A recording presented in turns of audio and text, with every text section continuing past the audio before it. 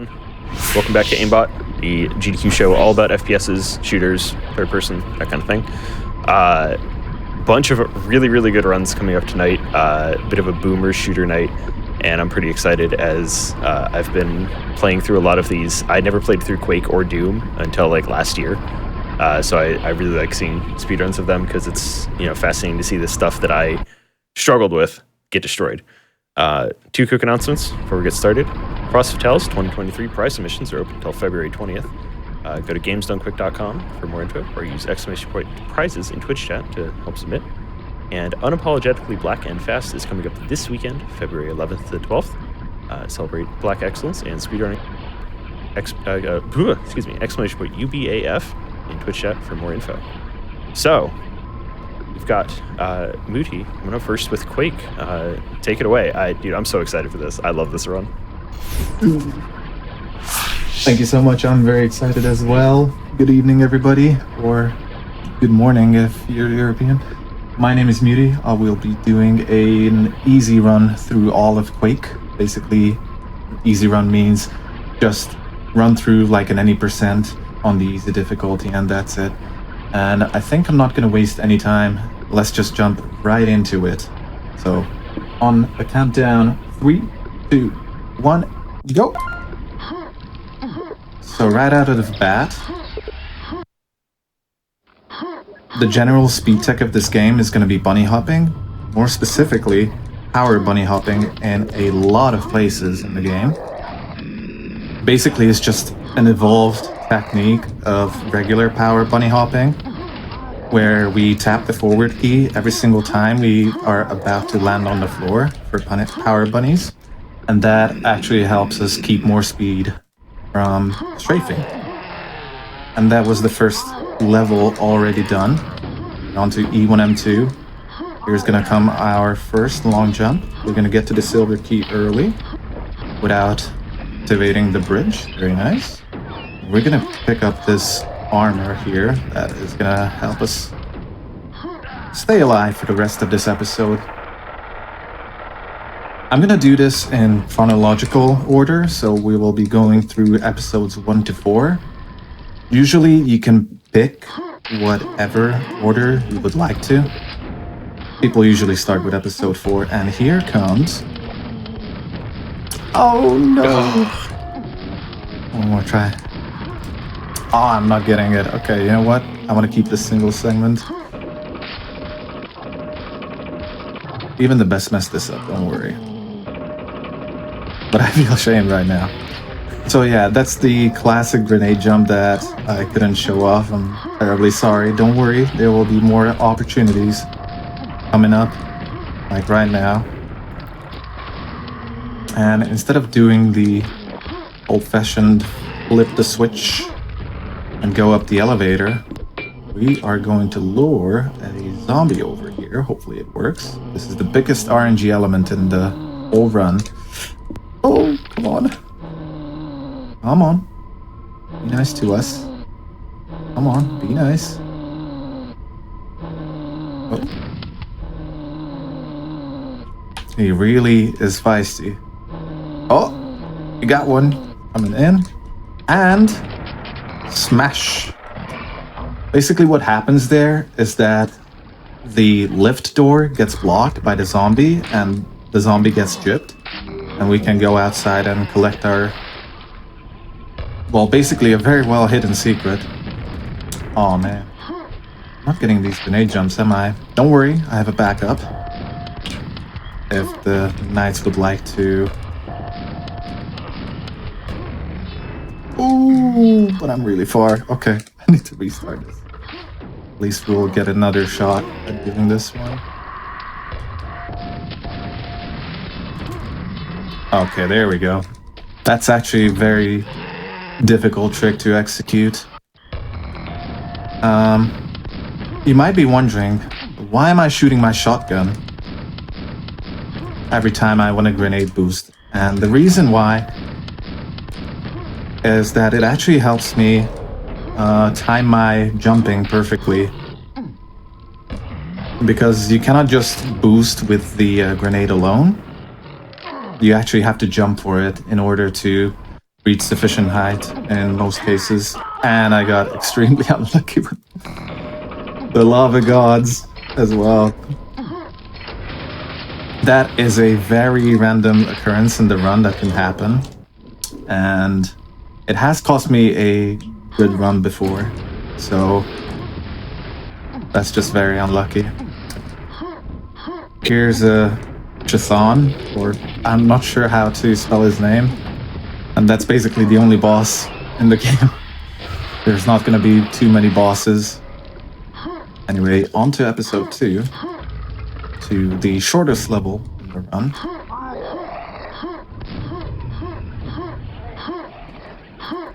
Yeah, this when I was like learning Quake, this is I practice E2M1 so much because that level's so much fun. Yeah, but definitely is. A lot of people come into learning and speedrunning Quake. First thing they try, oh, I want to do E2M1. Ooh, okay. That's a hot spot of dying right there. Because there's an ogre blocking our way and a fiend as well. And they love having a party right there where we actually want to proceed. So how much of this run is based around like carefully timing out ammo versus just like is ammo consumption ever an issue? Like you ever run out? Not in any percent. So not in just regular runs. In 100% it is actually kind of important to manage them, especially on nightmare difficulty. But in easy runs it's a non-factor most of the time. The big one definitely is HP management and armor management, which is actually coming up right now, a pretty important HP and armor management section. And some nice rocket boosting. Oh my god, dude, that movement. It was actually really good, but there's still a hard part coming up. The Shambler. Ooh, I missed the switch. Ah, that hurt. Okay, we're still good.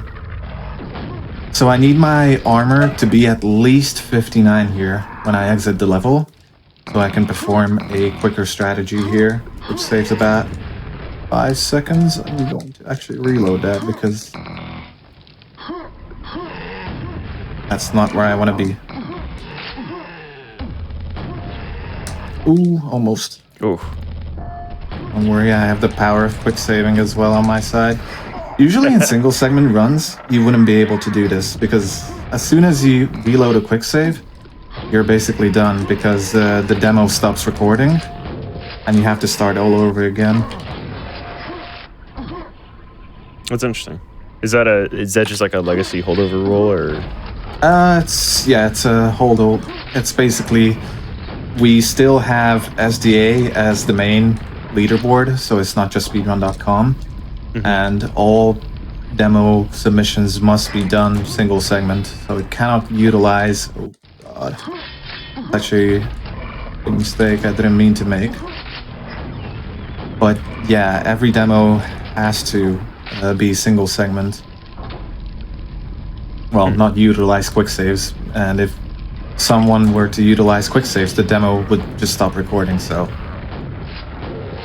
it's basically strict compatibility with old rules and the way the game was made originally. Also, by the way, we're actually waiting for that elevator we just activated. It's the speedrunner's bane.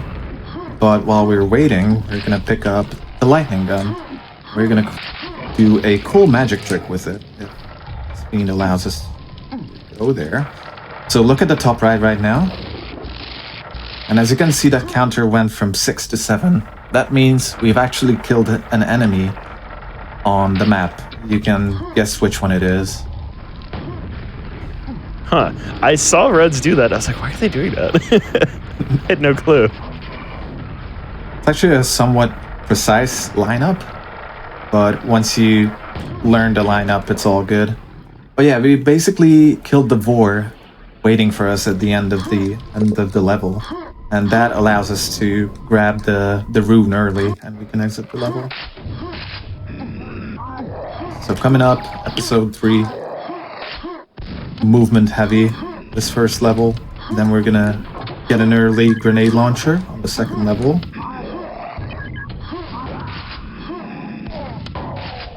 There's just so many enemies in this long corridor, and we cannot actually go around them unless we alert them early and get lucky. So here, we're actually skipping the trigger, which allows us to get the silver key early. And oh my god. What? Oh, that was clean. That's actually, oh my god, 15.93. That's a really good time for this map. Ooh, but I died. Ooh, I'm too low on HP. It's okay. I think I can manage. There we go. Grenades can, usually they deal, grenades and rockets, 50 damage to you, raw, without armor. But that can shoot up to 51 or 52 sometimes, which is very unlucky. That we just had. You sort of have to, with your jump timing, you have to minimize the damage you take from it sometimes. If you get in a hot pan situation like I just did now. So basically episode 3 is my favorite episode. It's just so much fun and the least RNG, except E3 and 3. Couldn't mention it because it's just all flying past us, but when we went down there with the lava and the tons of enemies in that tight space, that place can easily be the doom of your run, definitely. Yeah, I have bad memories of playing that level casually.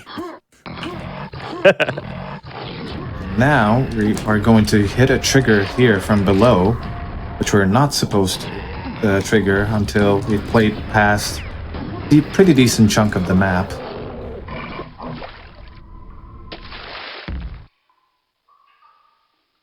Now, last map coming up of the episode. Oh my god. Changing your FPS when you hit the water? I am actually. Good question. So what I'm doing is actually, changing my FPS like Lynn said. It allows me to get less friction from the water, so I actually sink down quicker. The game is still running at the same speed, but the physics are updated at a way slower pace, so like 10 frames a second. You can think of it, oh my god, I had a death exit. It's just like the death exit in Doom speedrunning, basically. Oh, come on. Unlucky. There's a strat here at the start of E4M1 that saves 10 seconds if you make this jump to the switch immediately. But we couldn't get it. I was actually hoping to get that, but it's fine. But yeah, think of the FPS change as like the game runs at 72 FPS. Think of it like the game is updated every 72 times a second. And when I lower my FPS to 10, it's only going to get updated 10 times per second. If that makes sense. Yeah, that's really nice that it doesn't affect the speed. That's definitely a problem that like a lot of modern games have if you change the FPS. Like, I've known games where the in-game timer gets affected because people lower the FPS. Oh yeah, definitely. Oh, that was nice. This jump is like deceivingly hard. Here comes one of my favorite tricks in the game. We're going to grab the grenade launcher. Gonna place one down. You gonna go for this? Yep. Man. Ooh. That's unlucky. The Fiend was in a bad position. The biggest RNG factor of this map definitely is that Fiend. Sadly, the Fiend was in the perfect position to mess our movement up. Generally, enemies in this game have very large hitboxes, and it's pretty easy to get stuck on them. Oh. It's very dark. Get me out. Oh, yeah, we were talking beforehand about levels I got lost on. This one. I got lost on this for like half an hour. Oh, yeah. It took me so long. Oh. And then I went and watched IL. They were like, oh, See, yeah, all you 30 should seconds. have... See, all you should have done is just, double grenade boost over here and into the teleporter. How Yeah, did you not it know that on does. your first playthrough? How did I miss that? Missed that detail. Double grenade launcher. Anyway. This is a scary part, jumping over that lava without the silver key. But it's actually the only way to get to the secret level hidden at the end of the map there. Otherwise, the door will actually close on you if you use the silver key on the bridge to activate it. Like, you're going to be locked out of the secret. And here comes probably the best level in the game. I hope I can nail the strat for this correctly.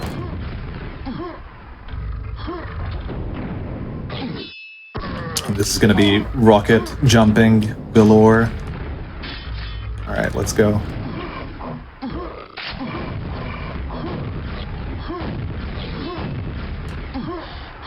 Oh my god. There's a bit more coming, don't you worry.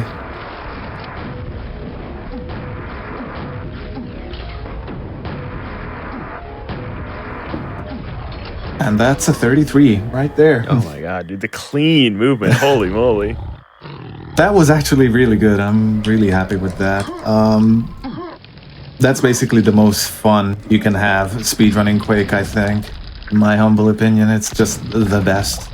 If you can nail that perfectly, it's like, mwah. Anyway, we're already at the end. Up to the interestingly named boss of the game.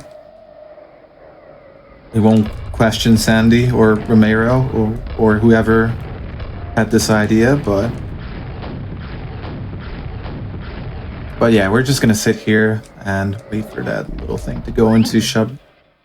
Okay, might have gone a bit too early. Damn, that was so weird. How did I go too early? Alright, I guess we're just gonna sit here a little bit. I really hope everybody enjoyed this run. I know we couldn't touch on everything, because it's a lot to digest in one go, but the time, basically. Nice. But yeah, if you're interested in this, if some of this caught your eye, I would like to additionally show off what the community has been working for the last 17 years, it's fair to say, because the first demo submission for a project that the community has been working on was submitted 17 years ago. And this project has been ongoing ever since then, but it was finally finished before Christmas last year. And I would gladly like to show it off to everybody watching. And I think that's coming up next. Yep. But yeah, thank you. We got a special showcase of the Quake Done Quickest Light. So stay tuned. We're gonna take a quick break, set that up. We'll be right back.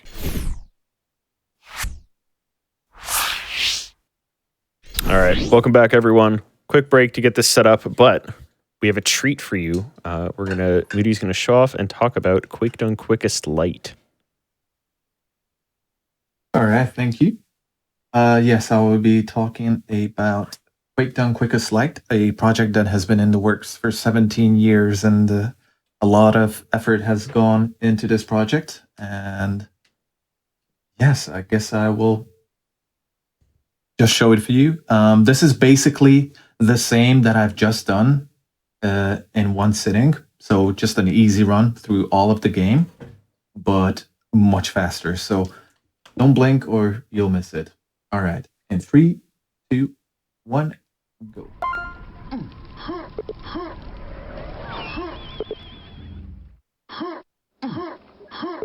And while this is happening, you can actually, if you have any questions, Amy, I will gladly answer them to you. Sure. So you and I touched on this before the run, but for people who don't know, for a segmented thing like this, do you keep the health and ammo states that you were at going forward? So like everything is the same, or is it just a bunch of ILs strung together? Yes, there are configurations and spawn parameters we can actually add for demos for continuity's sake. to keep up the continuity.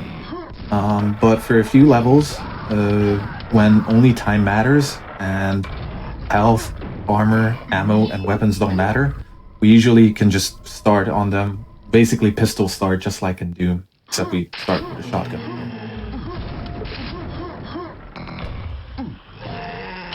And this is the grenade jump from earlier. Yeah, just so slick. And this one as well. Absolutely insane. And here we have the zombie with basically perfect RNG.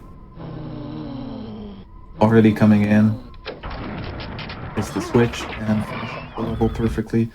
At every start, like map start, in the bottom left, you can actually see the player and what time they finished the level in.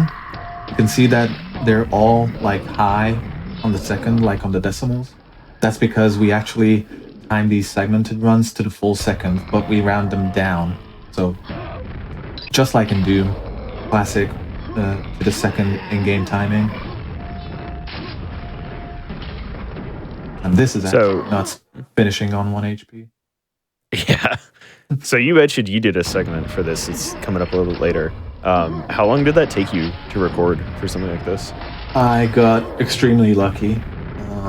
Everything clicked and I actually got it in about 20 hours, but it should have taken 5 times that amount. It was basically down to execution. There's really no RNG on that map that I will have coming up in episode 4. But yeah, it's just execution-wise, I got lucky.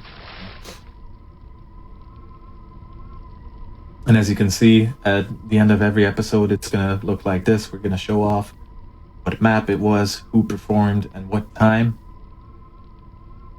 Just for comparison, this 2 minutes is about 20 seconds quicker than the whole marathon record of this episode. So you can imagine how much quicker episode like the segmented project is. Jeez. Are a lot of these players like still active? I know Yes. I saw Joe's name on there, and I know he is. But Chambers, as you can see right now playing, he is still active, definitely. He's just on another level with movement. Like, I've never seen anything like this. it looks so random. Just, you know, I've seen people like fake bunny hopping, just throwing their mouse around, but like Yeah. Here, Yeah. everything is calculated. I've seen him do it live in front of me. Everything is just calculated in his movement. It's just beyond me how insanely precise he is with everything.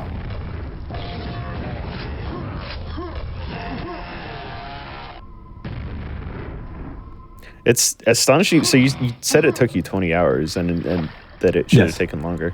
It's astonishing to me that some people in this have like multiple segments. You know, that Yeah.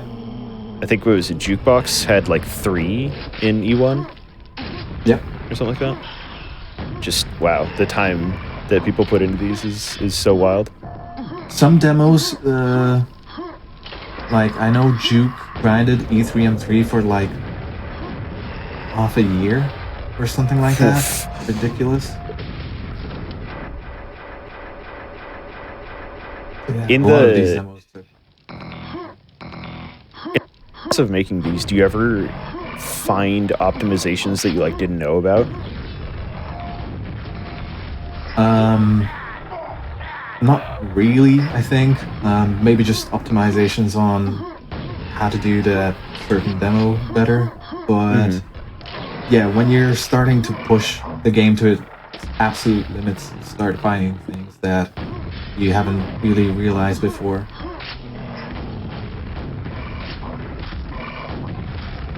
But just like on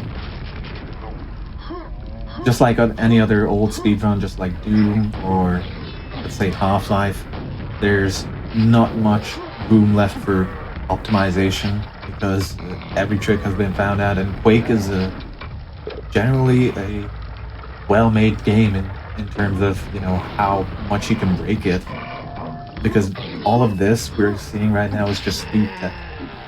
It's just skill-based, all of it. Yeah, and the fact that you can finish some levels without killing anything is pretty wild. Are there... I'm guessing... Is a pacifist run possible? Or are some enemies like kill triggers for... whatever? Now that I think about it, I think it is possible, yeah. Actually, I think it is possible because it was deemed like such an easy challenge from the get-go to beat this game pacifist that it just didn't matter. So that's why I think it's not like an official category on SDA.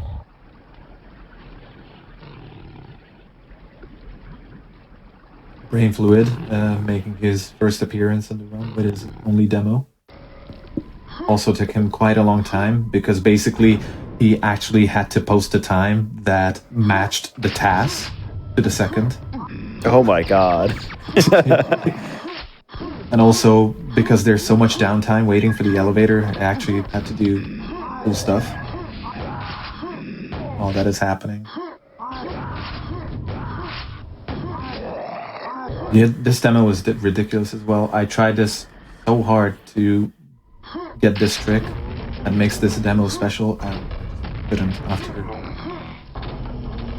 2,000 attempts at the trick. I gave up. Yeah, so I would assume the answer is a lot here, but I'll ask it anyway.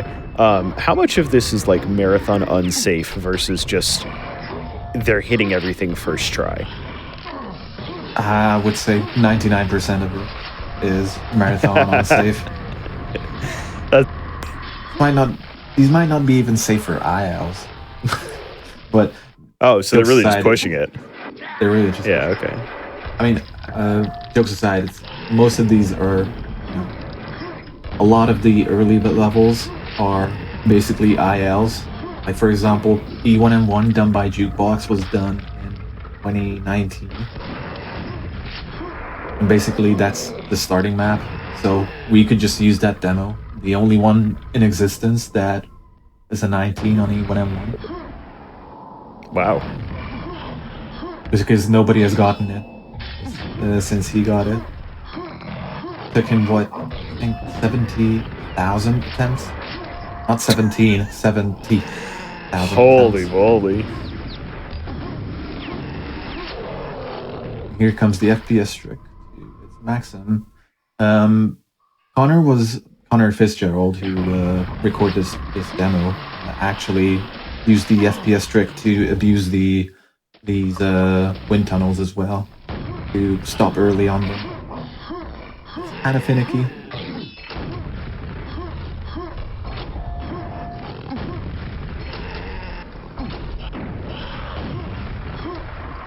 And it's crazy to think that Connor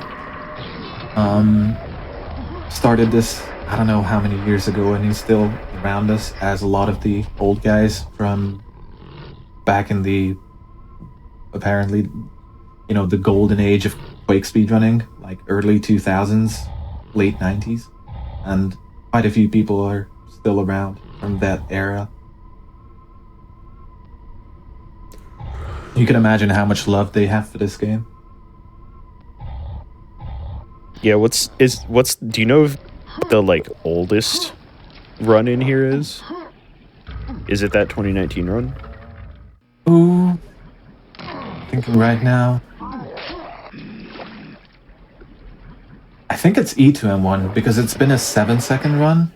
Well, I mean, Chambers got a 7.1 on that level, but it's still, if we round it down, it's still 7 seconds, and 7 seconds was achieved in 1999. So it's basically a 24-year-old record. It's just been, we've used a demo that is like optimized to the fullest because just to make it look good and doesn't stick out, of course. Chambers only managed to push it down as hard as he tried to a 7.1, so that's the unlucky bits sticking out from this segmented project is that 7.1, and we still don't know how to get a 6. This is my demo that I chimed. This is the last demo that was recorded on 6th of December, I think. That's when I got it. But I really chimed in last second. Like, already the render was finished. The movie rendering was finished because there's actually a movie version of this. Done by Quake himself. So I highly suggest that if you're interested to see that, it's full of recams, insanely good looking editing. I highly recommend you check that out. Speaking of which, this is Joe's demo. This jump here is insanely tight.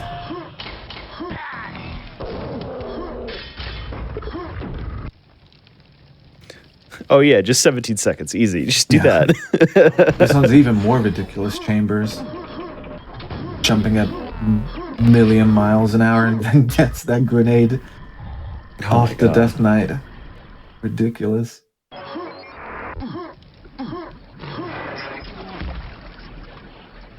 Yeah, that's awesome that people like, you know, I think I read a little bit about this project and started in 2005. Yeah. And to 2007, and the people resurrected it. That's like really cool that people, not only that they wanted to continue it, but like that there were enough people around to say, hey, we can do this still at a very high level.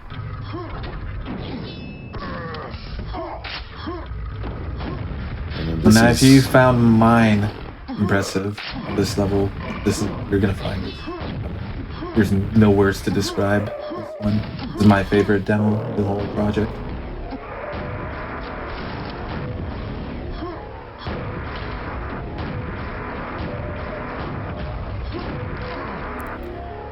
That backwards entry is so cool.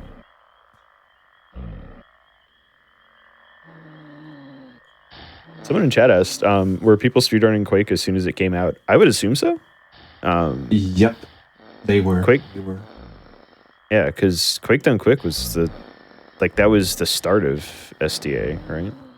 Basically, it was the original. I think it was in 97 or 98. I remember the year exactly. Either 97 or 98 when the original Quake Done Quick demo was released. It didn't have bunny hopping back then, but you could see people were trying to finish the levels as fast as possible. And it also featured grenade jumping and rocket jumping. Prasco just styling in this demo. Styling. It sucks that you gotta wait for this. Yeah, he's actually. It's so cool you get to show off. Yeah, but shows off. And yeah, that's the end of Quake Done Quickest Light. And we will see you final time very soon.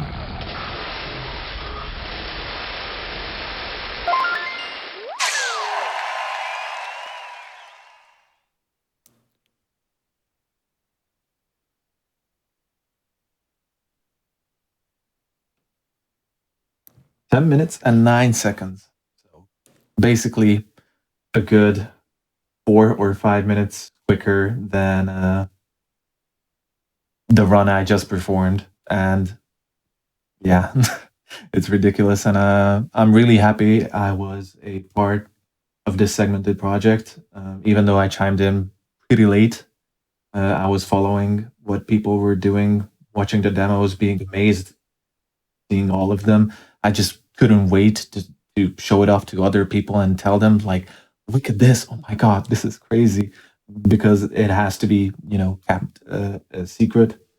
But I just couldn't wait for this whole project to come out. And now that it's finally here, it's just amazing. So I'm really happy I could be a little part of history, modern Quake history, with my single demo. But hey, it looked good, so that's what it's all about. That's what it's all about. This is why we actually don't use shotguns, or we don't use shotgun timing in segmented projects because of style. We don't need timing, Yeah. But speaking of which, I would like to break down one of the levels to give some insight as to how a run is performed like this. So I'm going to switch over into mods. As you can see, there's a Quake Done Quickest Lite mod here, which you can actually download yourself and check out all of the demos that you've seen in this run. So as you can see, if I click episode 1, you're going to get a list of all the demos that we have here. All these segments are divided into map demos. So everybody, it's not, every 5 seconds we make a save and then continue from there. It has to be the whole map in one go. Now we'd like to do a quick breakdown of E1M3, which is like the classic Quake map, which everybody in the 90s saw as the first demo playing when they booted up this game. So this is Jukebox playing E1M3. So right away, this door here is actually really hard to pass through. He basically goes on the left of the door to activate the trigger, but that turn there is insanely tight. So if I go back one more time, if we watch that in full speed, this is just ridiculous. Here, he's going to throw the grenade as early as he can. This is actually a slope jump plus a grenade jump all together combined. As you can see, he barely makes it over the bridge and perfectly lands at the feet of the door. This is actually another perfect grenade launch that puts him right in the water.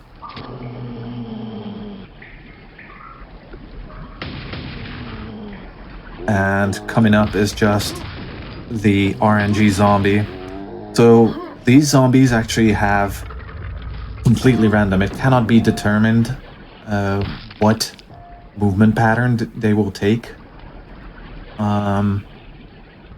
So he's gone through all of that effort to get here and to get this perfect zombie RNG, which is like, I would say from my grinding experience, 1 in 100 chance. So that should put into perspective how ridiculous this demo is, and this is just 1 out of 30. Yeah, I mean, 1 in 100 doesn't seem that bad until, like, you have to get it at the end of a run. Yeah. Like, you have to do everything else perfectly and then get the zombie RNG. Exactly. But yeah, if you would like to find out more about this project and Quake in general, if you head over to speeddemosarchive.com/Quake, you can basically find out on anything about Quake related, what the records are. The activity is actually sky high. It's been the highest it's ever been. We've posted a record number of demos last year. So Quake speedrunning is finally booming again. But yeah, that was Quake from me. I really hope you enjoyed that. Thank you, Amy, for basically helping me out here, asking questions, good questions, and basically being my side gunner. So thank you for that. And thank you, everybody, for watching. Yeah. Thank you, Moody, for the run. And we're going to go to a quick break, and we'll be back with Hedon Battle Right by Chaos Wolf. So stay tuned. We'll be right back. Chaos. All right. Welcome back, y'all. We've got just a whole lineup tonight. I'm not going to keep y'all waiting too long. We've got Chaos Wolf running Hedon Crystal Heart 80%. Chaos, take it away. Hello, everybody. I am Chaos Wolf, or just Wolf, and this is Hedon. I have with me the my co-commentator. If you would like to introduce yourself. Hey everyone, I'm Hedon Dev. I am basically the guy who made the game. And now, for those of you who don't know, Hedon, the retro FPS that actually built on a source port of the original. So, if there are any OG Doom speedrun enthusiasts among you, you will definitely similarities. But of course, Hedon does bring it. We are going to. Okay, I'm going to go New Game, select Crystal Heart. difficulty, and timing will begin when I hit yes here. And 3, 2, 1, go. First off, most important item is our axe here. We're going to kill this enemy. He drops a weapon. There's another pickup right there. That's the only two that exist in the entire episode, for the speed run anyway. I'm going to save. Let's call it something appropriate. So this is our first sequence break. Very nice. Yeah, he basically has to throw one proximity mine on top of another in order to gain a rocket jump. Very tricky. So this section right here looks a bit trippy just because we're kind of in a dream sequence right now. It serves as the game's prologue. And we're just reliving a battle that took place not too long ago. And we just head through there, and that's it for the first section of this level. Yep, Hedon is a pretty story-heavy game. I will try to complement Chaos Combat, but of course, keeping over. Yep. And we wake up seriously injured here in this cave, and we're going to find this spot on the wall. Yes, so Hedon does have a couple of developer intentional speedrun breaks of the game. This one basically gives crystals that allow you to training level essentially.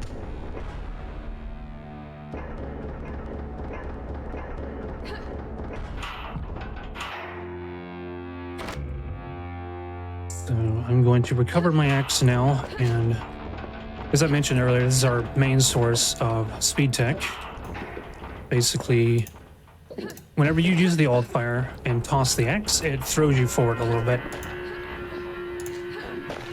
And when you jump in the air, you overcome the ground resistance, and chained together it becomes this very rhythmic style of play, which I absolutely love about running this game. We'll kick slide in these low ceiling areas.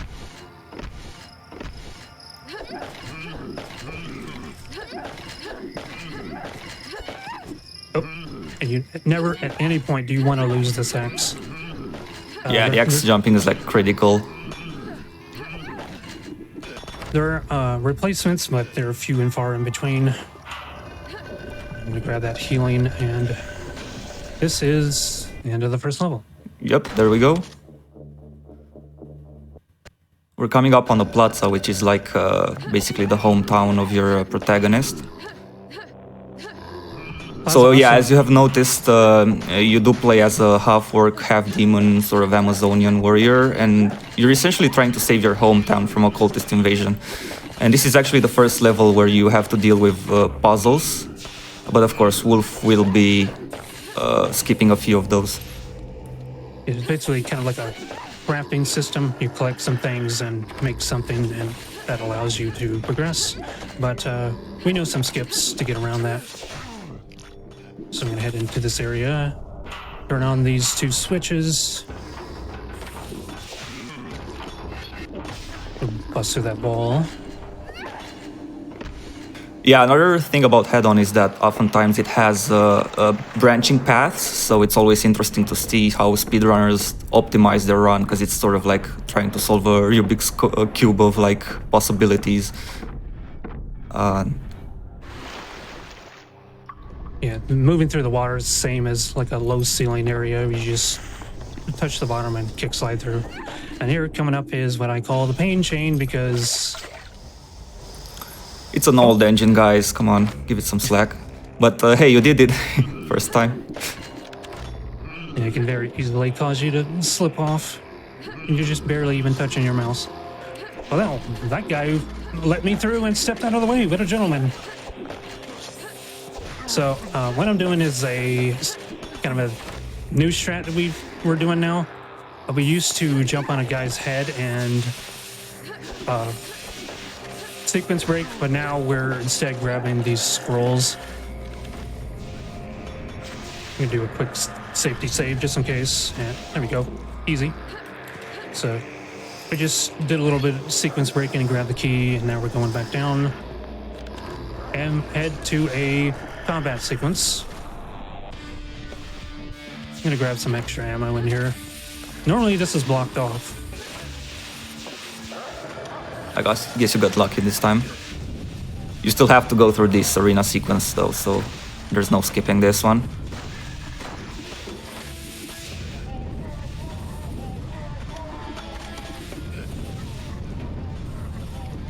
So the frag fire cannon, my favorite weapon in the game, is two firing modes. First is like a shotgun, and second is a flamethrower.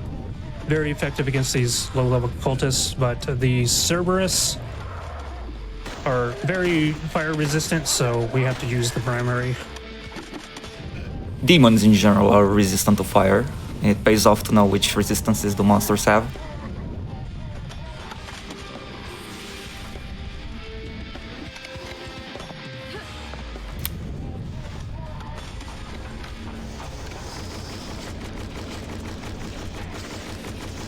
And this second gate up here is still on a timer, so I just placed all those worms with the spike rifle.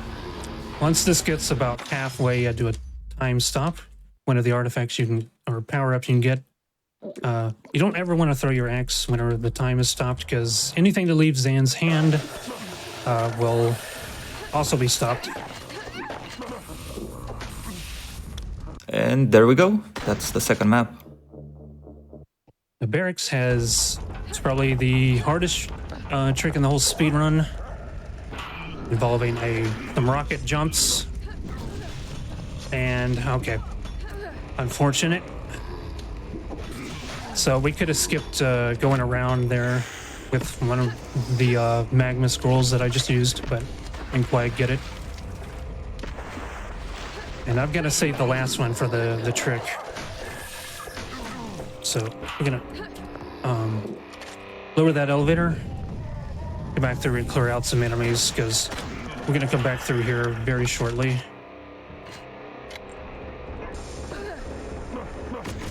And there's nothing else to do, so we just waste these guys. Eventually, though, we'll reach the bottom. And just for safety, I normally don't grab these, but I'm gonna pick those extra vials of healing. I'm gonna head in here for our crush bow, which is like this game's rocket launcher. Quick save. There we go. Oh, nice. First try. Yeah, it's really difficult to chain. You basically have to use one of the magma ball scrolls and then shoot a crush bow at the wall. So you have to be very precise to pull it off.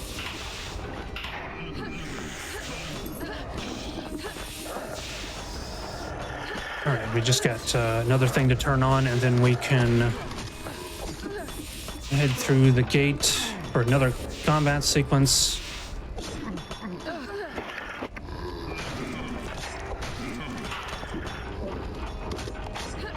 This combat sequence is a bit different from the previous one. There's certain enemies that we can focus on to speed it up.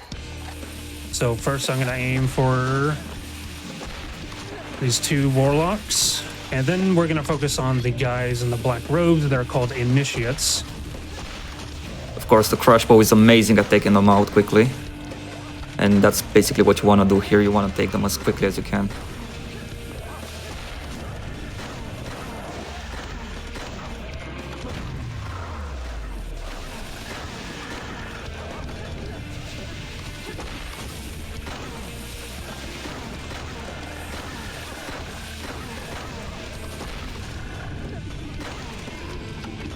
One guy over here.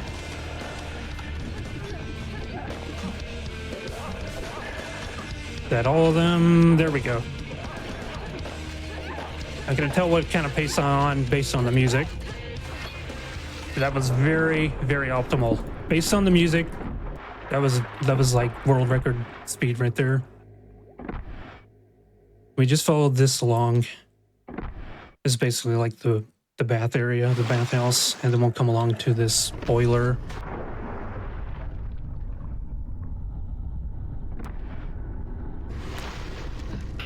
And then off to technical space. Nice. And this is where we all actually have to do the required crafting in order to progress, we've got to head down to a mine area and collect some mithril ore and an iron bar. Oh, I still get hit. So I'm repairing this door, and because we're vulnerable as we do that, I just do another time stop. Push bow to take out that group. Okay, a lot of survivors. This is one of like the most difficult platforming sections of the game. So grab our pickaxe. Oh, there we go. Now, I don't like to use the axe throwing in here because there's so many things that can get caught on. I just don't find that it's worth it.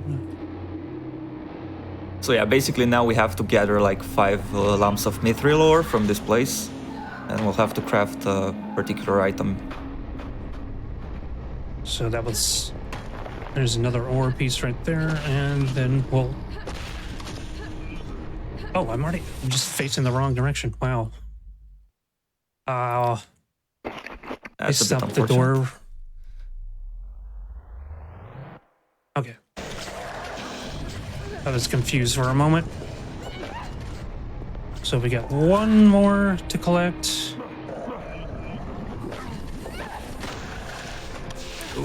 Don't lose that axe. Don't ever lose that axe. Oh my gosh, that was dumb of me. Okay. Emergency healing. Grab that. 64, we're doing okay. Yeah, much like in the original Doom, if you time your walking well, you can actually go into lava without taking damage. That didn't change at all in Hedon.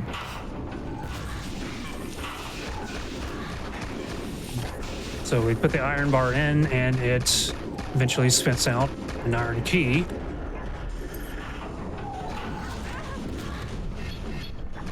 We'll drop in our ore, smelt that down, and then we'll head back, use the iron key to collect the earth key.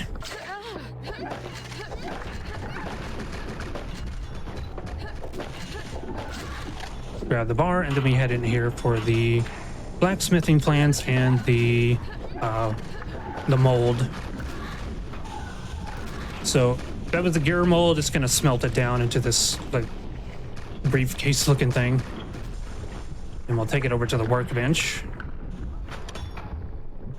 and we'll craft this mithril gear that we're gonna use for the next level.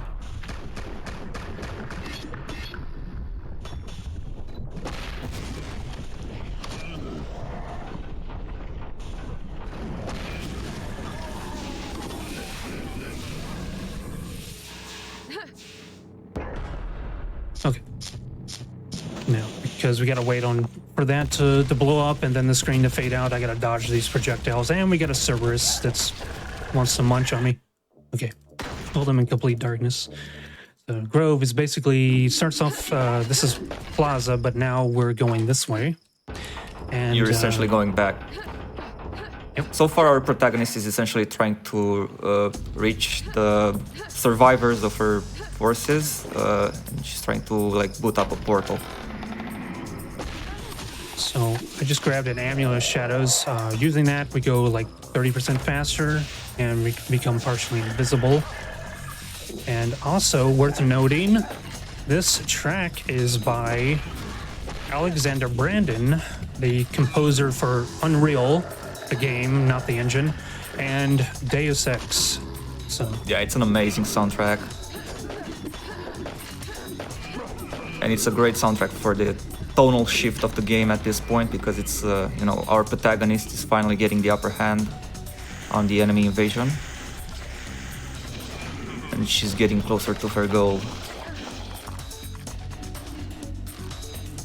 and you probably noticed I don't like to use my axe in here because there's a lot of stairs and a lot of things for it to get caught on. So we move plenty fast with the amulets, so not a big issue.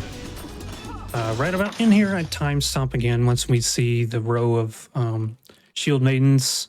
They're there to block you on purpose. Yep, there's no stopping speedrunners though. I really try, but yeah. And this is new. We just started doing this today. we go in there and grab that other Amulet of Shadows, and we're gonna save it for another level later on.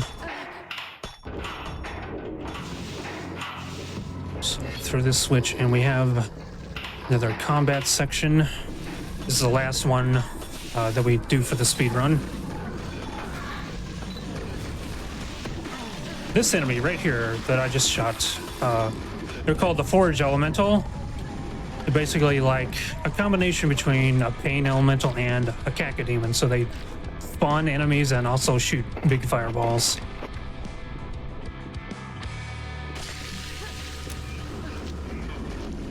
So Right, so this particular arena segment has 3 spawn points that you want to camp essentially. However, that won't make it go any quicker, so... So yeah, basically you're just trying to defend the portal while it's being charged.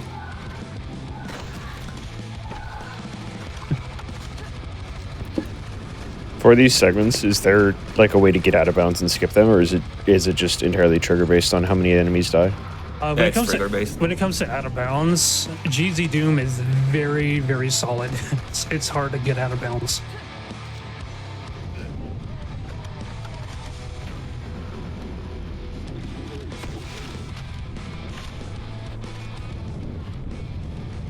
But our exit is right here, so we're pretty much locked into this until it expires and we can leave. Because we're waiting for this thing to power up.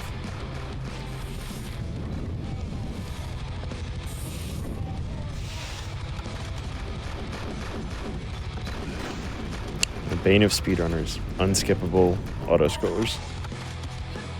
It's fortunately the last combat sequence in the run. Then it's just running and gunning from there on out. You can actually use the music to figure out when it's going to end. When it's about to end, rather, because you'll start getting swarmed.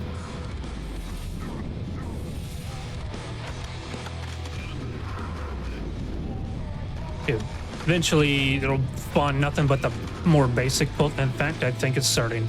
Yeah. So I'm ready up, stand right about here. It tries to overwhelm us with these basic cultists.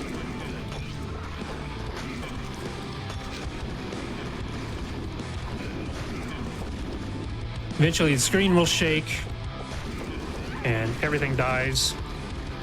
Sends out a shockwave, but we're immune to it because of our crystal amulets, which basically serves as like armor. So yeah, so essentially activating the portal sort of like detonates an energy charge. But because our protagonist is in tune with the crystal technology and she's got like a protection amulet, it spares her.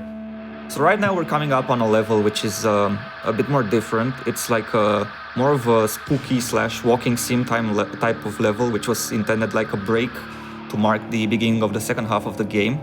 But because I don't want speedrunners to go through that, I did leave an intentional developer skip, which will take us straight to the boss fight. So Wolf has to hit these textures, clip into the wall here, grab a key, and reactivate the portal, basically. this is where we'll get introduced to the game's main antagonists. And Yes, normally the game would explain what's up with her, but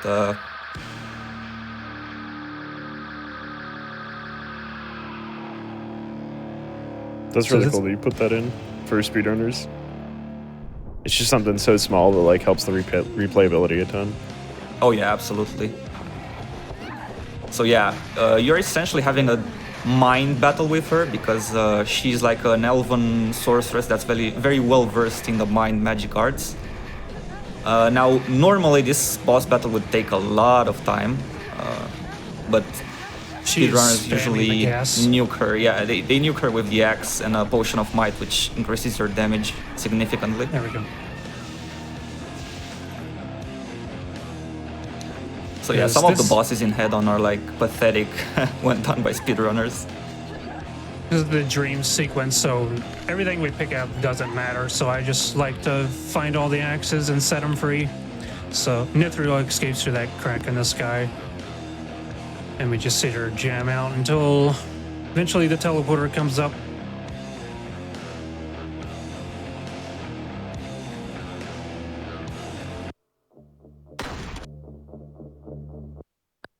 Right, so the teleporter takes us out in the real world this time, and we're actually on the outside because most of Hedon takes place underground. It's like mostly an underground world.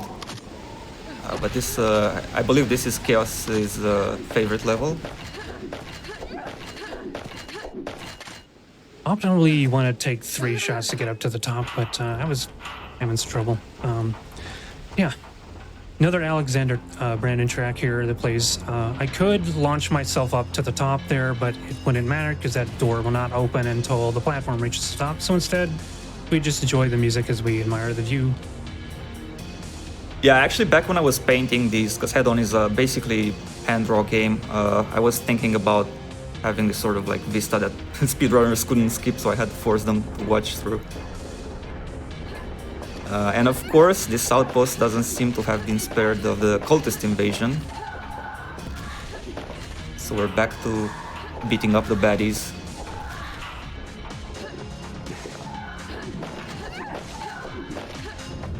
Oops. Right, that's a button switch, so Wolf just shot at it rather than go flip it. I had this sort of like rule when I was developing the game in which if a switch had a lever, you'd have to go grab it, like press E on it. But if it had a button, I figured that you might as well be able to shoot it from afar. So this particular thing is very handy right here. Ah. That was a close shave. That Cerberus was on you there. So what Wolf is trying to do here is, or rather the protagonist, she's trying to activate a crystal-based magic ward which will prevent the cultists from being able to teleport around. It's sort of like a defensive super weapon, which will be useful for speedrunning because there's less chance to be body blocked. So with those rocket jumps that I'm doing, like how I got up all the way up there in one shot, they function a little bit different. Whenever you, instead of boosting off of the ground, if you have some kind of elevation below you, you can actually get way more height. So that's what I did there. Was instead of aiming directly at my feet, I aimed at the ground beneath me. This room is pretty tricky. It's very easy to get cornered into, but I see Wolf has been doing it great. And there we go, he activated the ward. Let's get out of here.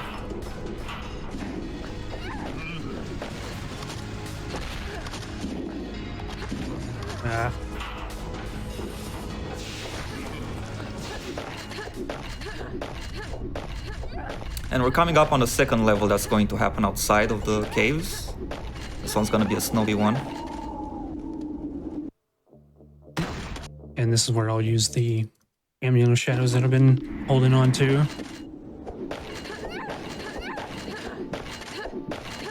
I'm used to doing it without this, but today we found that other amulet in the secret area.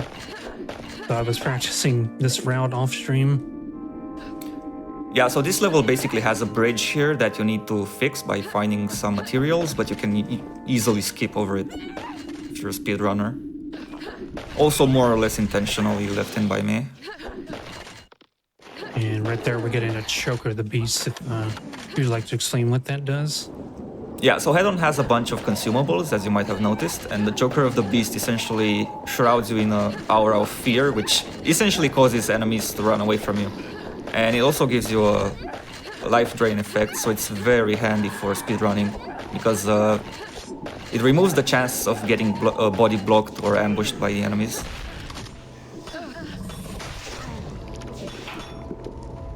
Okay, so Wolf made it into the fort.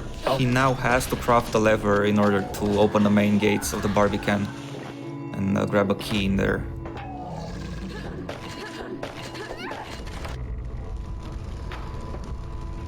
So here's where he crafts the lever. Now unfortunately sometimes monsters can sneak in here and the player is immobile while performing the crafting. sequence, I guess. It happened in my world record run too. A warlock came in here and nearly killed me. So that's why I quick saved.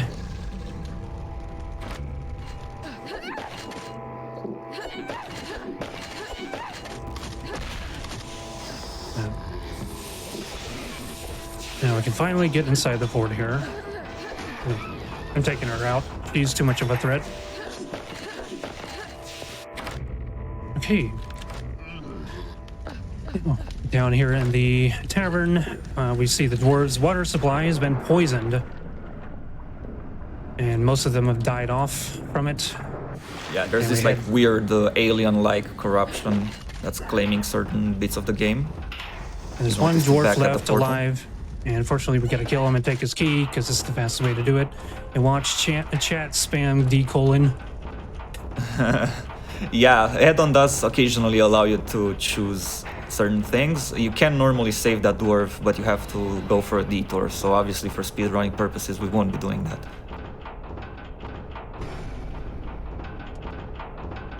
Bit of a wait as this goes down here. But we can use that time to talk about the next area and its purpose and the NPC that we're looking out for. Yeah, we're basically coming up on... we're basically gating back inside the underground, inside our stronghold, and we're going to be having some sort of like more moody / spooky level, which won't have a lot of combat in the first part, but it's nonetheless still a bit challenging to speedrun.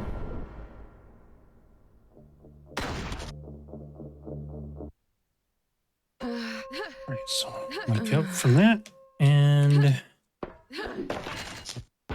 this area is a bit kind of creepy.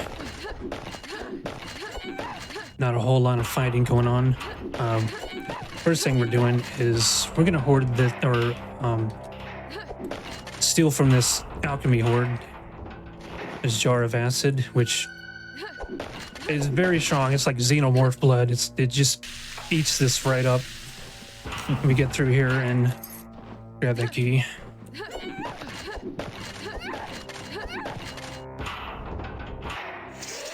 Real quick, I'm gonna show off our protagonist. There she is. Very thick.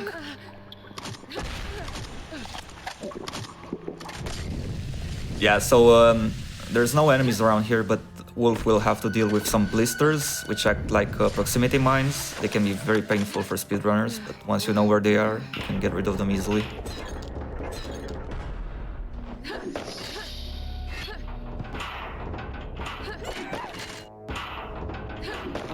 And oh my god, there's cultists imprisoned here. Something's gone terribly wrong.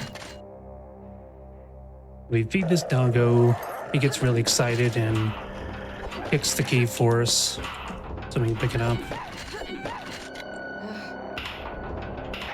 Yeah, fun fact, that dog actually becomes friendly after you do this. Not a whole lot of people realize this.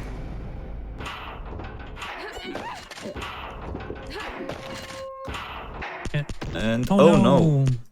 But you can hear me hitting her. I could clearly take her, but no. This is scripted. So yeah, this encounter is with one of the traders. Zan is part of this like Amazonian faction of orcs and goblins, and as I mentioned before, the big bad lady that you're fighting is a master of the mind, and she did manage to mind control one of your sisters, who's like trying to turn you into one of her experiments right now. Yes, Hedon is pretty story heavy. Obviously, when speedrunning, we're not gonna see a lot of the characters that get introduced or the story elements. But I guess this sequence here is kind of unskippable. Yeah. And this is where Abayoth, or we just call her Abby for short. She's, as Hedon would describe, kind of like this game's G-Man. Yes, there's this shadowy creature that maybe some of you have caught sight of her during the speedrun, but normally you don't really have time to watch the nooks and crannies where she pops up. And there's another character, a goblin actually, named Tiati, who's about to set us free. Yes, so much like in Doom, or rather Doom 3, Zan is usually behind the main action, like she's trying to catch up with her sisters. And this time around she gets saved by one of them.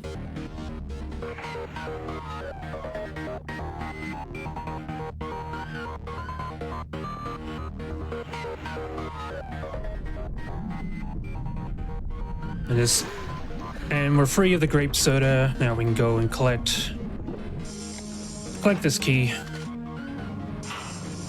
Now chaos is going to ensue.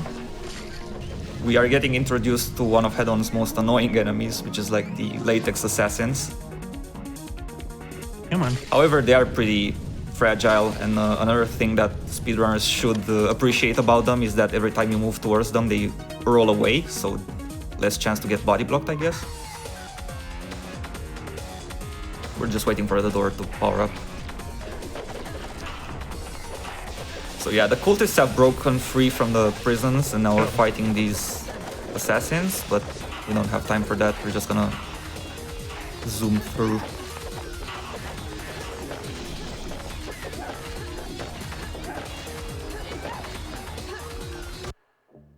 And there you go. We're coming up on the final level of Crystal Heart, which is also the largest one. So this one's basically split in like 3 parts. The first one is sort of like the religious center of the stronghold, which is like a huge elemental temple. So appropriately, there are 4 primary elemental wings that you have to solve puzzles in order to go through. So here's the Earth Shrine. I went right over it. Okay. Made sure to get the figurine this time. I missed it one time in practice. Yeah, Wolf is now using an elemental ring, which is why you're hearing that buzzing sound. The elemental ring obviously protects you from lava, gas, all that stuff.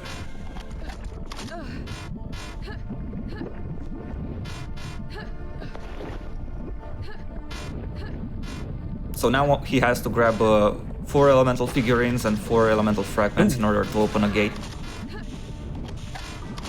Alright, now I'm going to use my Potion of Might. There's another one right here. Potion of Might also has a regeneration effect, so I'm going to make sure I stay alive. So as Wolf will go through this place, it will gradually get more populated by monsters. So every time he passes through, it's going to get even trickier to go to the next area. I throw down the fire figurine right there to melt the ice, the earth figurine right there to raise up the platforms in the air temple. And coming up here is my one contribution to this speedrun. I was the one who figured out that we could just shoot these. And it saved us about 20 seconds of swimming around, and then later applied to the other switches that you can shoot. Yep, they are button switches, so you can shoot them.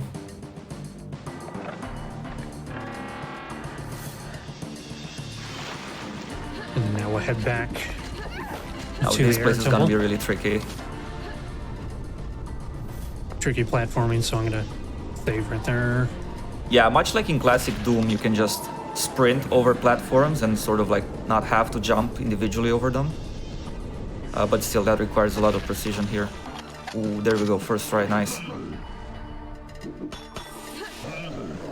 Right, this is the last figurine that we collected. Nope. Oh. So we're gonna go back to the fire shrine or fire temple. Put that figurine down to extinguish the flames that are in the earth temple. So we retrieve the fragment there. And then we'll take all of the fragments that we collected back to the central area. Where are they coming from? They just keep... they keep getting in front of me. Yeah, that's Doom AI for you. Never know when you get body blocked.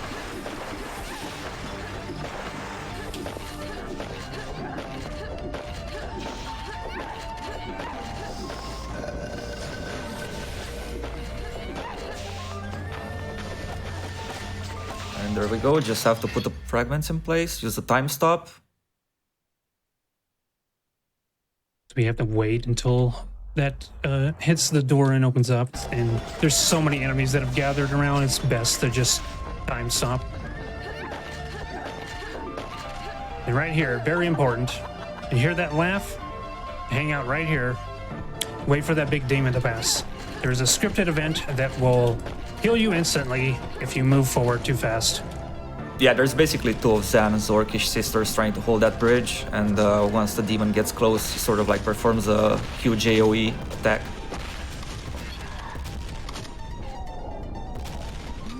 Oops.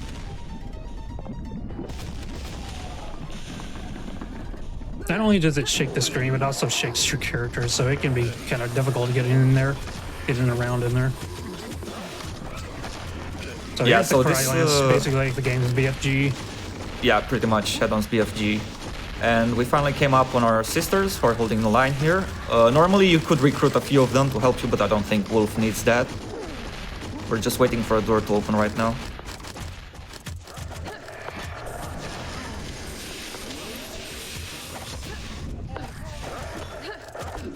Okay, chat. I don't have chat open, but when I review the VOD, I want to see your best jam emotes for this next song. Because we're going to sprint to the end to face off against the final boss, and this song is really hype. I'm going to collect this key. Yeah, this is basically a remix of Alexander Brandon's Underworld track done by Shivoxy and Xenofish. It's very appropriate for this final stretch. The funny thing is that speedrunners make it so fast that you can barely get past the intro of the song, so...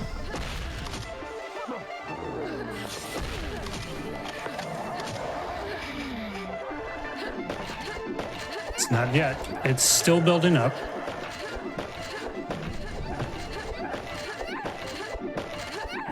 It goes to this section where kind of a lull in the song, and then it really kicks off.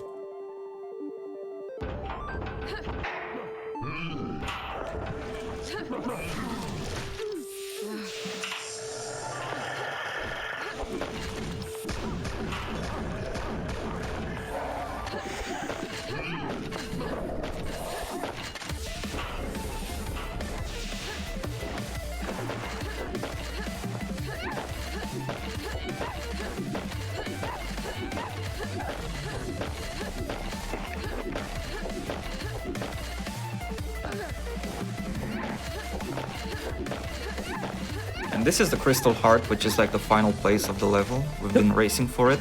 It's like the technological center of the crystal tech, because as you've noticed, some of the weapons we're using employ some essentially magic technological crystals. And this here is the crystal disc, or as we call it, the cyber donut.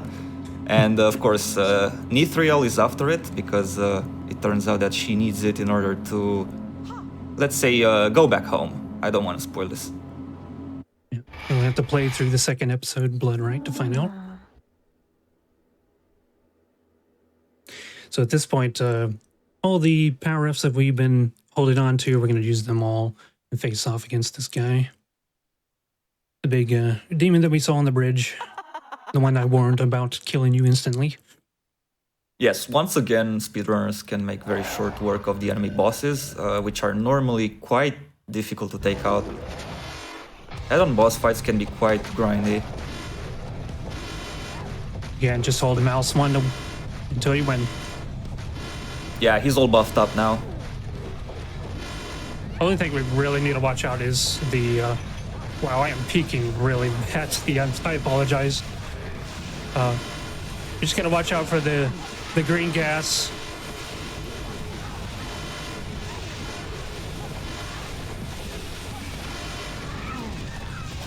And there we go. Now, time will be, there's going to be another cutscene and then one final input, and that'll be time. But alas, no matter how much they try, speedrunners can't outrun an Nithriel from stealing the disc, so I guess we'll still have to play the second game sometime.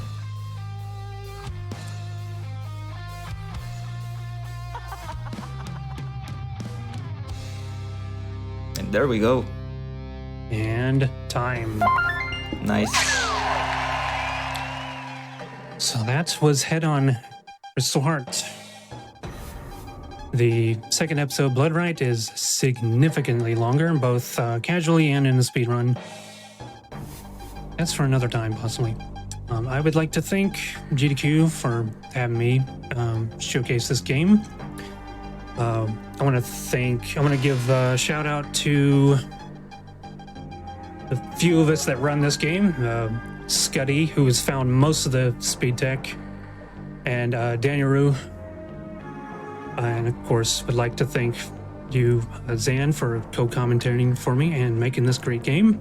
I believe everybody should check it out if they're a fan of retro shooters and want a little more story and a little more interactivity. And I have a guide on my YouTube if you would like to learn this game. We don't have a speedrun Discord because of the community is just so small, but maybe someday. But yeah, if you would like to follow me on Twitch, it's twitch.tv/chaos_wolf, where I do speedruns, randomizers, and occasionally say something funny. That's it for me. If you have any final words. Yeah, sure. Well, obviously, I'd like to thank GDQ and all of you guys who are tuning in for the stream, and of course, the people who speedrun Hedon. And yeah, if you guys want to check it out, you can find it on Steam and GOG. So, that aside, thanks for watching, everyone. I guess I'll see you some other time. Yeah, thank you for coming on and doing it. And a couple quick announcements before we go to a break. Subs and Prime Gaming subs and gift subs help with supporting HotFix content. So if you enjoy this and you want to see more of it, please consider subscribing. And if you missed the Hedon run, if you missed the Quake run or the Quake Done Quickest showcase earlier, or the randomizer right before this, check us out on youtube.com/gamesdonequick. And if you're watching this on YouTube, check us out live weeknights at 7 p.m. Eastern and weekends at 1 p.m. Eastern. I promise I can read. I'm very good at it. We're going to a quick break, and then we'll be right back with the final runner of the night, Zello, doing Doom. So stay tuned. We'll be right back.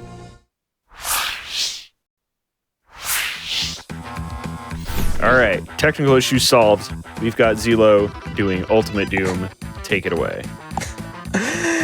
Thanks, Maryland. So, hi everyone again. I'm Zelo. I'm hoping my PC will not crash again in the middle of all this, but I'm going to be running Ultimate Doom for you. This was a re-release of the first game that included an extra expansion episode, so we'll be going through all 4 episodes of the original game. I have 2 great commentators with me to help commentate this run. Mythical, if you want to introduce yourself first. Hi, I'm Mythical9. I love Doom. I love talking into microphones. It's good to be back on AIMBOT. I usually run Doom 64, but I'm pretty familiar with Ultimate Doom as well, so happy to be here commentating for Zelo. Gonna be great runs. Yep. So we'll just go in order here from episodes 1 to 4. The category UV speed is just ultra violence, the hard is normal difficulty, and speed is basically just any %. So we'll go ahead and get started in 3, 2, 1, go. Doom. Good luck. Thank you. I could take E1M1. So there's 2 main paths for E1M1. And this map's already almost done, actually. It takes the secret path to get the Mega Armor, which is going to be really helpful for pretty much the rest of the episode. We're going to be firing a shot there right after we open that door. We're hoping to lure an enemy who will open it for us. No, looks like he's not going to do that for us. As we head to the end of level 2, we're ignoring everything on the left side there. You should probably know the original Doom is a really, really random game. Enemy movement is extremely random. You never know exactly where they're going to be, what they're going to do. This guy here might block you a little bit there, but we get in. And the damage values of, say, these black shotgunner guys here, these are so nasty. They can do 3 to 45 damage, so they're going to be the priority as we move through this really difficult section. Lots of hit scanners in E1M3 Toxic Refinery. Skip the blue key, backtrack, and I don't believe we have the chain gun yet, but I'm gonna get it soon-ish, I believe. And it's gonna help a lot with stunning, mainly the hit scanners, but also the pinkies like Spectres. I almost fell in the poison pit. That's a no-go if that happens. Oh yeah, you can't get out if you get in there. There's a lot of that in the original Doom. 78 health, 80 health. This is a good spot to be here. You can end up here with way less. So this is good. This has gone well. Yeah, and the hit scanners seemed like they played nice. Yeah, so. E1 M3 is one of the scariest levels on the run, so I'm glad that one's over with. Getting the backpack secret early, that doubles the capacity of all the ammo, if you see in the bottom right. Tricky SR50 here, nice first try. Yeah. SR50, I don't think we talked about that yet. We did not. Strafe running, first of all, let's just notice that Zilo is always running diagonally in this game. This is an old game. A lot of old shooters have strafe running as a mechanic. Your forward movement vector and your sideways or your strafe moving vector are added together. You do a little Pythagoras on some vectors, and it's bigger. It's more speed when you run like this, but you are moving diagonally, so you're never looking where you are going, and that sort of presents a constant challenge as you go. And then there's a way to run a little bit faster called SR50. It involves holding a bunch of extra buttons, and you can't turn while you're doing it. So it's actually really limited, and despite, getting to go faster for free, you're not going to see too much of it really in a speedrun. Yeah, the thing about SR50 is that you can't turn while you're doing an SR50 unless you're a task, so it's pretty much locked to like straightaways. Yep, and a narrow hallway here, trying to kind of move the enemies to one side while we scoot around the other. Dark area coming up here. See how the pinkies behave in the final room. There's 3 of them, and it's kind of cramped. Oh, That's nice. the kill with the That rocket. was really nice. Ooh, very smooth. We have a trick coming up here. There's a door that's going to lock us in this room for 30 seconds. We hesitate. Got it. And then, yes, there's the audio cue. The door hits the guy on the head, bonks him, and apologizes, and quietly goes back up and lets you out of the room. Very important. We can't waste 30 seconds in that room. Yeah, 30 seconds is pretty much an eternity in runs like these. Just very hectic, very fast-paced. I missed that Fast-paced med kit, so I'm a little continues. worried. Yeah, your health is low, and there's a bunch of rockets about to be fired, so splash damage a bit of a concern. There's also some close quarters with imps, and you're playing it safe here. We've got invisibility here that's going to help a lot with hit scanners specifically. There we go. Not so much with projectile throwing monsters like imps. Yeah, it can actually make it sort of harder because they're now less predictable where those projectiles are going to go. They might throw it in front of you instead. You might run into it. Clearing the way with rockets here. Rockets are a very precious resource, especially in this first episode. So every use of them is very carefully planned out. We are going to need some at the end here. Oh no, blocked in. Yeah, This is hold bad. on. This is really bad. Hold on. What is he doing? I don't know what he's doing. Are you Oh, it's not accurate towards you. Okay, we're just gonna reload the trying save. to... Okay. We'll have to go back. I've never gotten blocked like that before. It happens that's sometimes. a first for me too. So remember that randomness in Doom? Yeah, there's a lot of that there. Perfect example. I hate sometimes when runs go so smooth that nobody has an idea of like what can go wrong and what work has gone into it to make it less likely that happens. That's what makes runs like for Doom really fun and exciting for me personally. Like, just you never know what you're gonna get with randomness. All right, here we go. Slipping past all the enemies, rockets in close, trying to There we avoid as go. much splash damage while all the enemies flood in from behind. Nicely done. There's not a whole lot going in on this level, aside from some enemy management. I'm just going to talk about source ports real quick. I'm playing this on a relatively new source port called DSDA Doom. If you don't know what source port is, a source port is basically a modified executable that allows you to run the game on modern operating systems that can have extra features too. So big shout outs to Craft Lab for making the DSDA Doom source port. It's really, really handy, very easy to run the game, and has a lot of good features. Ow, but that barrel was not a good feature. 15 health, and we gotta backtrack through this whole section, so we're gonna be relying on the chain gun to be stunning enemies as we go. It's a very defensive option in a lot of situations. I've got imps down there. Ugh, this is going to get a little ugly. A perfect illustration of infinitely tall monsters. Okay. I think we'll be okay. Yeah, for melee They never monsters, woke yeah, up? they can. I've never seen them ever wake up. Also, this elevator trigger is a little glitchy sometimes. Yeah. With that infinite height that happened earlier, that can happen with any monster, but also particularly nasty with melee monsters like instant demons, because they can melee you from whatever height. Down to 66 health, and there's still a lot to go with no safety, really, and a lot of hit scanners chipping away down to 14.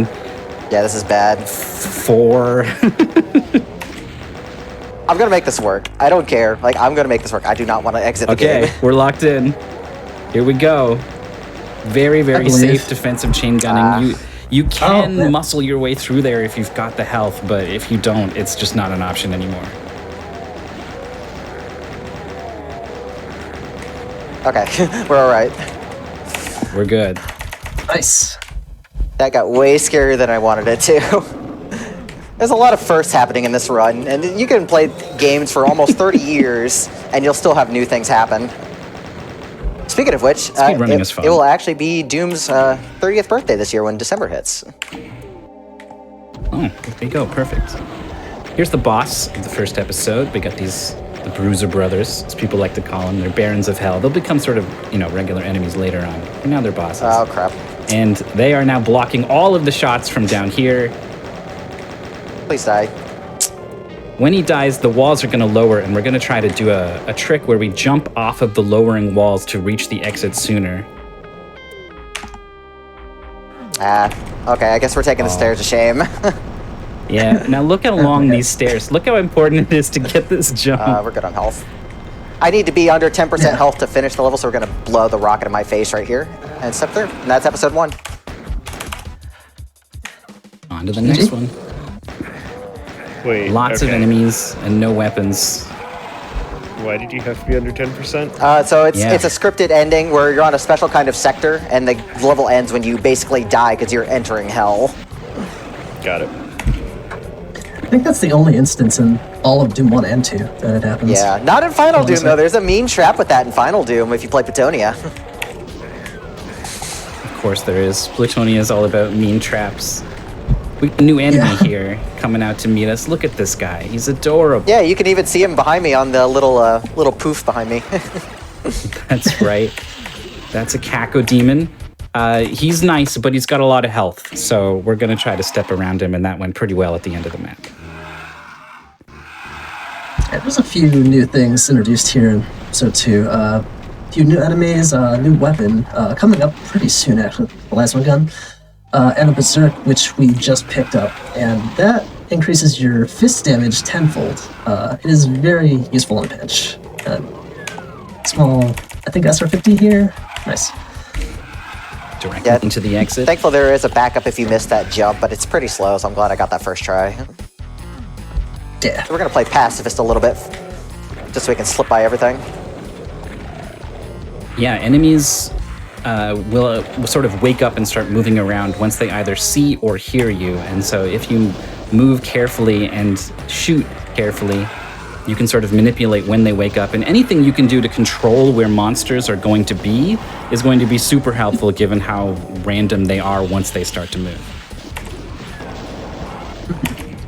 And one thing I don't think we talked about is wall running, which Zero did in the previous map and the final map of E1, which basically you hug cardinal direction facing walls, and you can basically double your speed if you hug against it the right way. Yeah, I don't understand it well enough to be able to tell you how it works in any greater detail than that. There's like a vector that is getting doubled along the wall because of some complicated movement edge case. Yeah, the technical explanation's weird. I'm just going to say that Doom Guy uses his elbows to push off the walls. That must be it. There you go. So we got that secret plasma that gave us a nice teleporting advantage to get behind some enemies and wrapping up that level. One quick. There was a soul sphere. I don't think you needed it though for that last one. Good on health, which is nice. Do you guys want to start explaining the void glide and the stuff for the next level? Sure. You want to take that? Yeah, well, I wanted to say just notice it's going to be so hard to move through these narrow passages without losing any time, bumping the walls or anything. But you're right, there is probably the biggest, coolest trick coming up in the next level. It's a void glide is a cool name that we give for just clipping out of bounds, basically. And it's sort of a two-part trick. First is getting a momentum preservation glitch, which is going to have you sort of building up speed against a wall. And then with an extra kick from the rocket hitting the wall, that's going to be enough speed to put Doomguy sort of on one side of the wall on one tick, and then on the other side on the next. Now, once we are outside, though, we can't get back in, but we can press the exit switch from out of bounds. I need just a little bit of quiet just to make sure I get this. I'm using a sound cue to get this. Come on. Come on, you. There it is. Nice. All right. And then another big trick, actually. We're going to skip this whole level with a rocket jump. This is the hardest rocket jump for me personally, so hopefully we won't take too much time to get it. First try, okay. Wow, nice. That is by far the most difficult Very one for me, nice. so I'm very glad to get that. Say hello to this big boy. Alright, here's next boss monster, Cyber Demon. See a bit more of him in E4 as well. The Lost Souls are cooperating, not blocking many shots. I think we were maybe a tiny bit shy on Plasma, but Nope, they've cooperated, plenty. so yes, that's Nice. enough. Very nice. Good E2 overall. Good stuff. So this is sort of halfway through the run.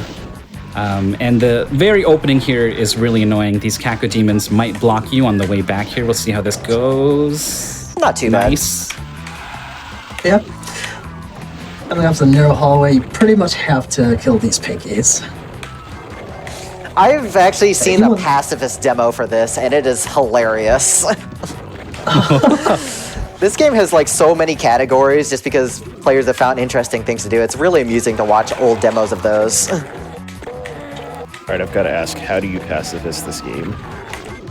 Be better than I am. That's how. Just take advantage of monster infighting. I don't think actually we talked about that. No, we haven't really. No. Did I go So, too far? yeah, go for it. Where am I? There we go. Yeah, so monster infighting is basically when like a monster projectile or even melee attack from Lost Souls, for example, hits another monster of a different type. And if you haven't hurt that enemy yet yourself, it's going to turn its attention towards whatever hurt it. And that is going to come into play, I think, a bit for this episode and the next episode. And it's really, like, you can get some good damage in pretty safely. And I think we're coming up on our other weapon here, Come the on. VFG, pretty soon. Infinite height, being Oh, a yeah. butt. Yeah. The pinky loves to block, so that's a pretty common reset point when I'm doing episode attempts. Yeah, so here is our VFG.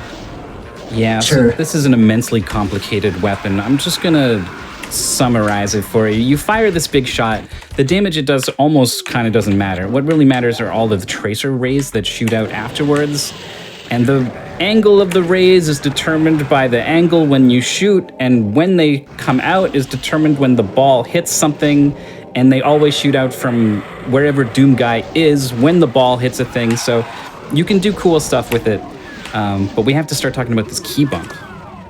Yes, it's, I'm gonna do the Zero Master method where I use my booty to pick it up. So watch in the bottom right. Oh, nice, here on the first try. UI, bam. Yellow key just pops into the back pocket there. So yeah, using SR50 to clip through the wall for like a split second and collide with the yellow key on the floor on the other side.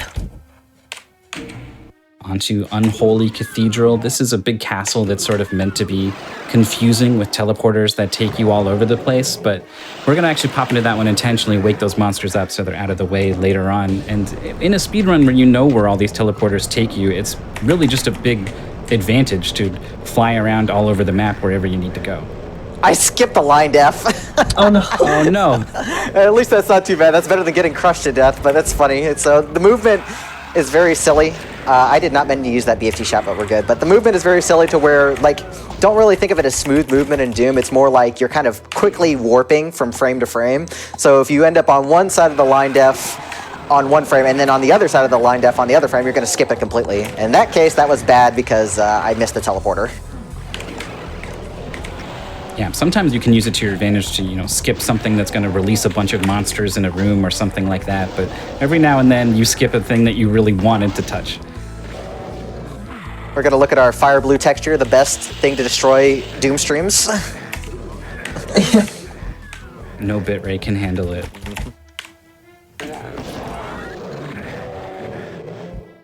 Alright, penultimate level of episode 3. It's kind of a long one, but I'm gonna do actually a pretty big skip near the end, which not careful actually can soft lock us, so I'm gonna do a quick save before SR50. Down into It's this basically- red maze. Yeah, it's incredibly confusing casually, so it's the SR50 jumps really cut down on the backtracking. So that switch there in the red maze opens up a bunch of doors back in this part of the map, which we cleared out earlier with the BFG. And these are a series of teleporters that take you to different parts of the end of the level. So we pop in this one, we strafe run across the grab the key, pop back over to this one, where we strafe run again over a gap, use the key to hit the final switch. I'm gonna clear out these lost souls so they don't get in my way. We're definitely gonna save One right last here. teleport. Yeah, and here we go with this Oh, final you jump. jerk. They're in a bad They spot. did get in your way. Yep. Alright, that's fine. We'll clear them out. There we go. There's a jump. Nice. On to what used to be the final boss of Doom. And So yeah, hi Spider Demon, bye Spider Bye, Demon. Spider. So great. Yeah, that's just goes to show you how powerful the BFG is. Speaking of powerful, episode 4 is more powerful than I am. Oh man. This episode is brutal. This is the expansion episode. Yeah, very rough start. I believe it came out, what, 2 years after the original 3 Something episodes? like that. Oh, I almost hit that Spectre. That was close. sure did. So Yeah, this this- level has this, one green armor and like 5% health, and that's it.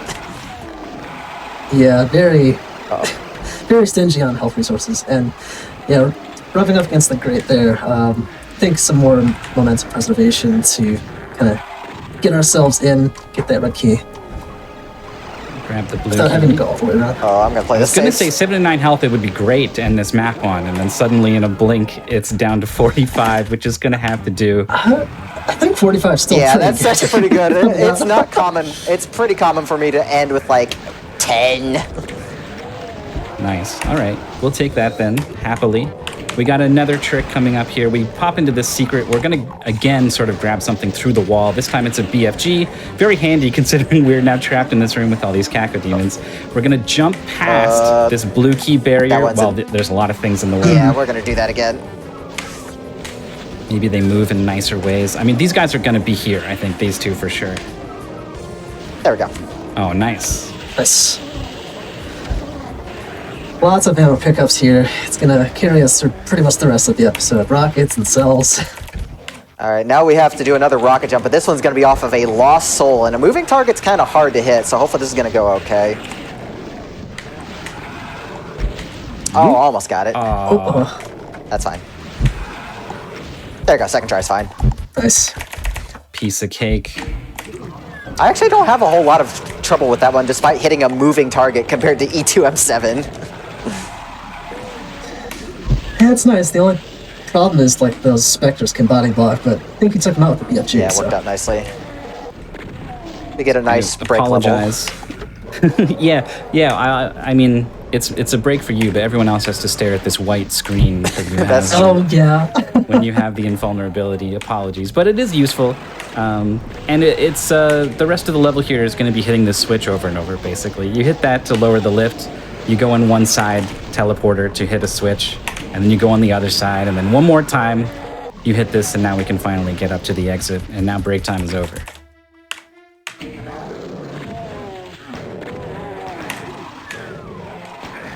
E4 and 5. Not too much to say, other than like small window jump near the end. Saves a little bit of time. BFG to clear out some of the crowd. Dropping down here. We're going to be taking, I think, an intended alternate path here by dropping down to the left through the back channels here. But the finale, I honestly can't tell if it's intended or not. They've left this giant window right here that leads you straight to the exit. Like they were asking for it, right? I know, I love that so much. Alright, Okay, hardest map here. M6. Yeah. Got a cyber demon that you have to kill to end the map. And to get there, it's really awkward. In a nice balcony jump here, it skips most of the map to get to the, I believe, red key. And after that, just gonna pray that the cyber demon plays nice. Hopefully some infighting to distract him so he can get up to the balcony. We'll see what happens. We're going to take a safe strat for this. I'm going to try and bait the cyber to target me on this elevator and hopefully cause some infighting. That's actually a really good start. All right, go, go, go. So he's actually distracted because the other Cacodemon is actually behind the wall. So we actually got that first try. Very nice. Very nice. Excellently done. We were watching practice there where it simultaneously went not at all like that, and then you also had one that was amazing just like that. So you pulled out the good stuff when it mattered. Yep. So we're going to jump all the way to the end right here with an SR50. Hopefully I don't get sniped. We're good. And that Press the exit switch in the floor. As long as you know it's there, you can interact with it. That's a quick press too. All right, last map of actually the whole run. Yeah, this is it. We come to one side to get the yellow key. Yeah. And we skipped like another part of the map entirely with the rocket jump coming up. Soul Spear for safety, and we need it for the rocket jump actually. Oh, come on. That's okay. We'll get this, I swear. There we go. There it is. Nice. You get so say blinded. Hi again to Spider Demon. I forgot the cell just pack. gonna stick around for a bit. I don't think I've missed that cell pack before. That's okay. The Spider Mastermind was paralyzed, so we're good. So we're just gonna hopefully jump into the exit from above to save a little bit of time. Time is when I hit the exit.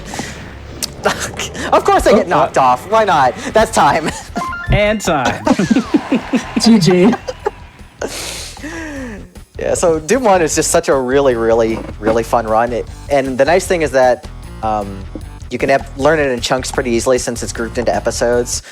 So big shout outs to the Doom World community and everyone who works on the vanilla compatible like source ports and such. And also big shout outs to the Console Doom community, who they run like the Unity re-release, and either one is a really good way of getting into this game. So if you really want to get into Doom, contact either one of those communities or contact one of us. We can help you get started.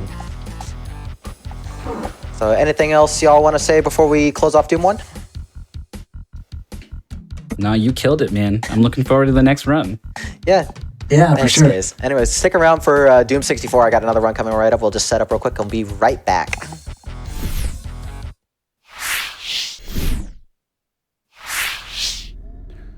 All right, welcome back, everyone. Final run of the night here on AIMBOT. If you missed any of this, check it out. A couple days, youtube.com/GamesDoneQuick. All of these runs will be up.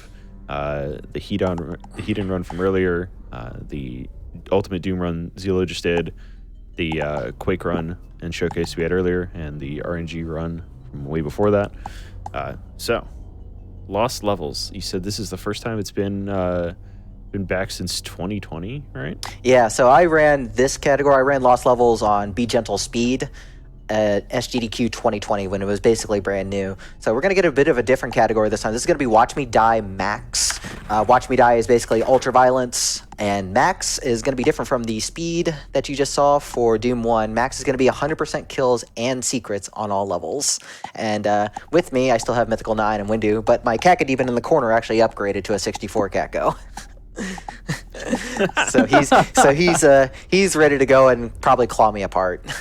So I guess we'll go ahead and get started here in 3, 2, 1, go. Alright, so Lost Levels. This is actually a pretty much brand new set of levels that came with the 2020 re-release. They were made by Kaiser, who also had a hand in developing the Kex engine, which is what the uses. And it is hard. It's like the episode 4 of Doom 64 with Ultimate Doom. I want to make that comparison. Way tougher combat, way tougher just map layout in general. There's a few different things from Ultimate Doom to, well, PC Doom in general, really, to Doom 64. There's a few different enemies. There's some enemies from Doom as well. And actually, we're about to get a brand new weapon that we didn't see in Ultimate Doom called the Super Shotgun. It's also in Doom 2, and it's basically going to be the workhorse of this run. Its damage output is pretty much equivalent to a rocket, except much safer. No splash damage to worry about from yourself. It has a bit of a reload, but it is very powerful. It can take down these enemies like Hell Knights, which is basically lesser Barons of Hell from PC Doom. And we're just about done, I think. Oh no, there's a little bit more, actually, with the Yellow Door. Yeah, I forgot these levels are a bit longer than Ultimate Doom. Yeah, well, he's also having to kill every enemy, right? Like we're seeing a really different sort of run here. UV Max it's less about moving through levels quickly. Doom Guy runs faster than he can kill stuff, even. Like, even if you just held down the trigger and just shot at something continuously, you would probably beat the map before you killed everything. So the emphasis is really on, like, combat efficiency. You're doing stuff like leaving targets to kill while you wait for lifts or doors, grouping monsters for AoE, you're scrounging for ammo while you are fighting. Stuff like this becomes way more important. I'm so used to how fast Ultimate Doom went by, jeez. Got a line def skip coming up right here, actually. So I'm going to skip a line def right here, which stops a bunch of enemies from spawning in. So 64 has enemies able to spawn in, but if we manage to never let them spawn, they will actually not count towards the kill counter. And that means we can skip them and still get our 100%. So that's why it's very important to skip enemies where I can. Yeah, all we care about as far as max, at least in Doom 64, is it's saying 100% kills, 100% secrets on the results. So any fighting that we can avoid, if monsters, never spawn in, then that's great for us. Picked up a bunch of rockets in that switch, like that little alcove over there. They're going to carry us through the next few levels. And coming up in the last room here, let's see, we just need to snipe out the Hell Knights here and the Nightmare Imps in the grating. And that should be it, hopefully. I'm going to quick save at the end of every level, too, just to make sure we can get the 100%. Nope. Yeah. Somebody's around. I got to figure out who's roaming. Oh, no. So this is the hard part. Now I got to figure out who's roaming. Unfortunately, there's not like a live stats counter like you see normally on things like DSDA Doom. Yeah. Yeah, you would have checkpoints of like, okay, by this room I need this many kills, by that room you would know if there was an enemy way at the start of the map that, you missed them there. But here, could be pretty much anywhere. Yeah, this is going to be the fun part, figuring out where it is. It might be in the sewer. Might be an imp might have gone down there. I'm going to have to check down there. Actually, a Kako might have floated around here. Or it could have been one of the windows. Oh, I went over that line def that I didn't want to hit, so let's not now go you that have one. to fight. Okay. Yeah, thankfully we're not going to have to deal with that. Let's go check. So normally this is like a reset for you, right? Yes, so like how much practice do you have hunting down the last monster?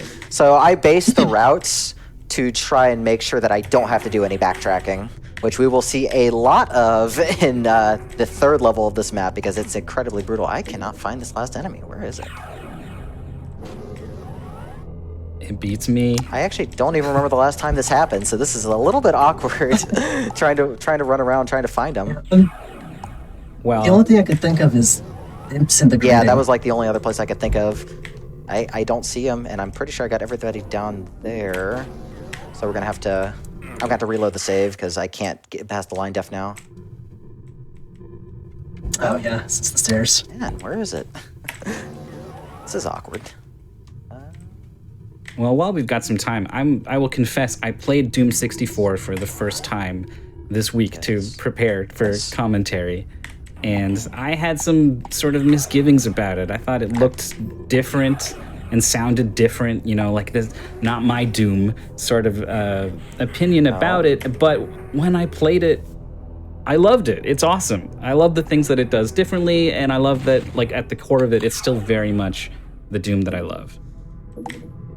All right, I think a Lost Soul might have somehow gotten stuck in a wall, according to Atomic Frog in chat, which is a possibility. Oh yeah, I did see that too. I think we're just gonna have to skip it. It could have been stuck on the lift or something. I don't know. We're gonna have to unfortunately skip it. So just pretend that's 100% and we'll move on. We'll put an asterisk next to this one. It's okay. We'll edit it in post. We got you. Right.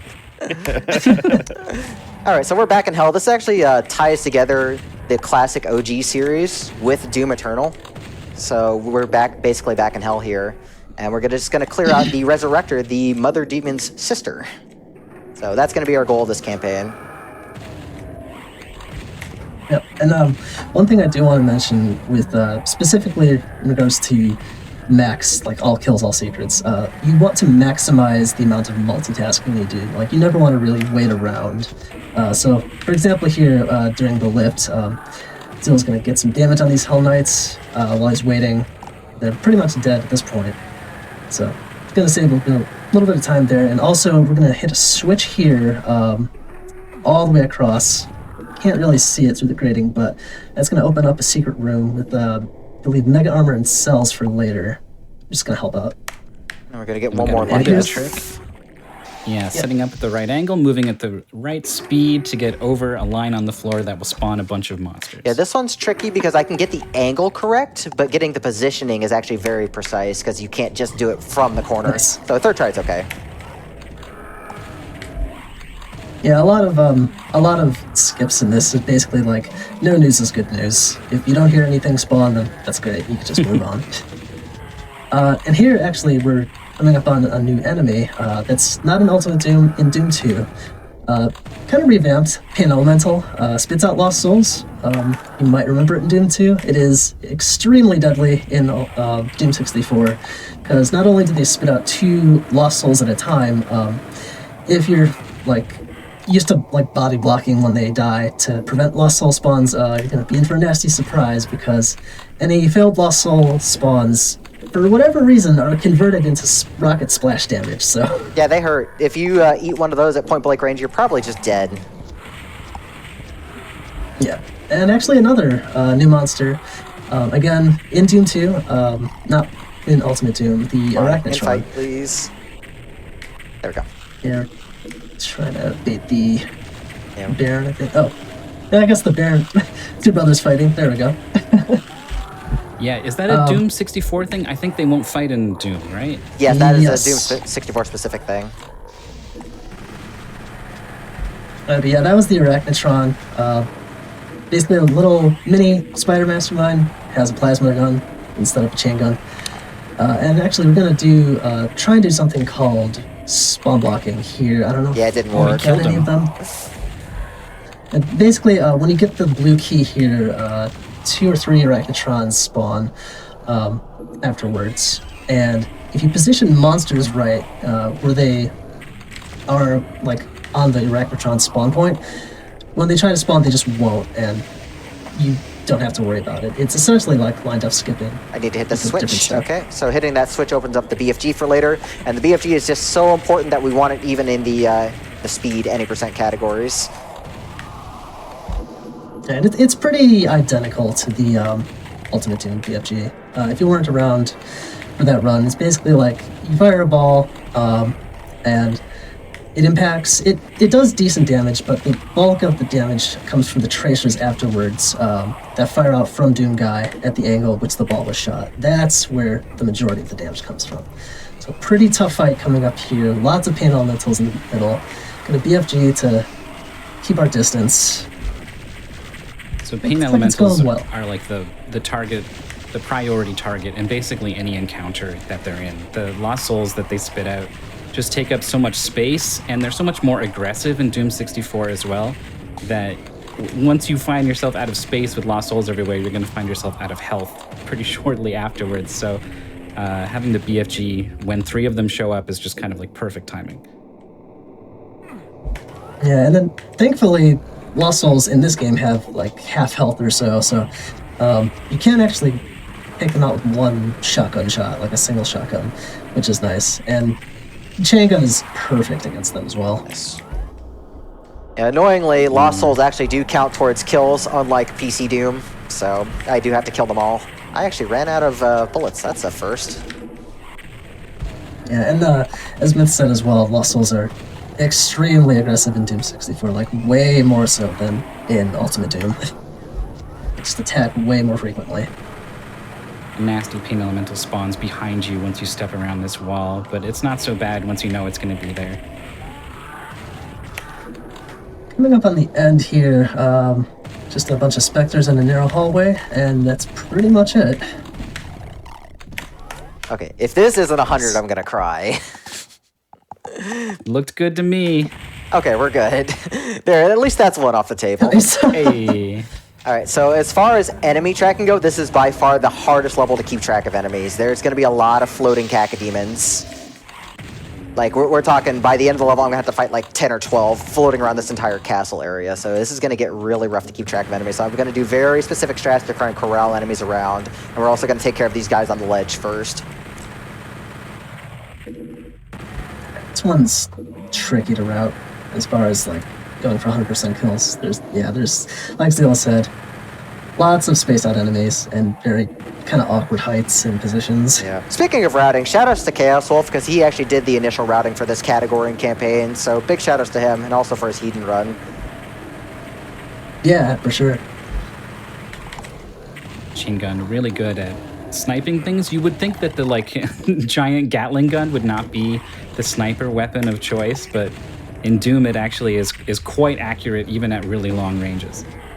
Interestingly enough, it's actually a little bit faster in this game compared to PC Doom. They made some minor balance changes to the weapons as well, and the chain gun's quite a bit better off for it, especially in the harder categories. Yeah, and as far as accuracy goes, with the chain gun at least, if you kind of study your firing instead of holding down the fire button, it's actually way more accurate because the first shot's always accurate, and if you let it cool down, you'll just keep having accurate shots, which is really nice. It's a little bit slower firing rate, but you're gonna hit a lot more. Okay, we're gonna get rid of this Arachnotron, and then we have a very, very scary part coming up, so I'm gonna go ahead and grab this. That Arachnotron didn't die. There we go. Okay, so I'm gonna try and slip around a bunch of these enemies, and then we're going to BFG a Pain Elemental pretty close to in the face.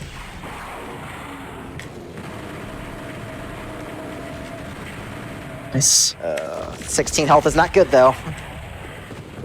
It's more than 0. It's more than 0. Okay, we're gonna save here. Thankfully coming up on a Soul Sphere right here. Got one last Hell Knight to deal with. I am so glad that Fireball just barely missed me. That was so close. I think it was a pixel off from dying. Like, Fireballs can do, like, 80? Like, they do ridiculous amounts of damage.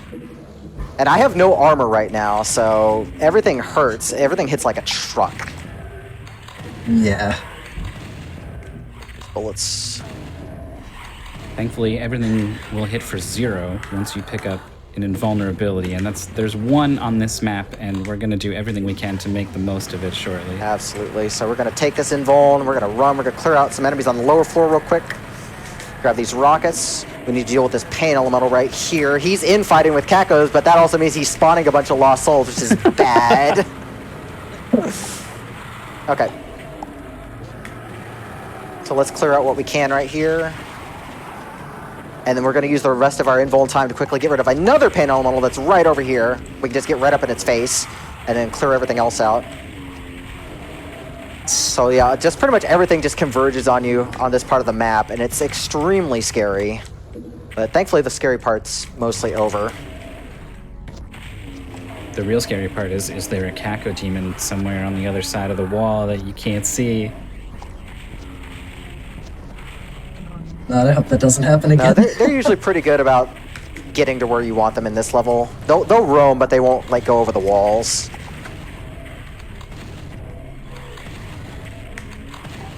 So unfortunately, the SSG is not an effective weapon for long range, but I need to save rockets for later. Let's just do a quick pass, just make sure we got everything. I think that's everything. Okay, that looks good. So we actually do have a couple key bumps in this campaign. So big shout outs to Black Secret for coming in last year and finding these key bumps. This one doesn't save much time, but it's still cool, so we're going to do it. Yeah, there's a puzzle here. You're supposed to kind of read the faces on the wall and match the faces up to lower the key. We're going to do some of that, lower it enough that we can grab it. So we're only saving the time it takes, I guess, to flip one of those faces. It's all about the swag, though. Unfortunately, no swag. So we'll just pick it up normally.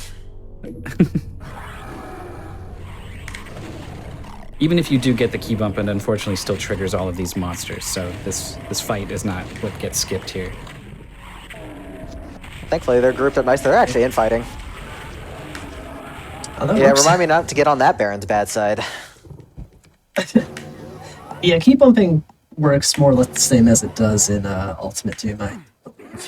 Where you just kind of get into the wall a little bit and get ejected back out, but you're still able to get the key in the process. This is like the final. Did that corridor, rocket I get all believe. 3 of them? I think it did. It looks like a Triple kill. It was just so loud. Like, Doom's sound design is great, but it can get so loud.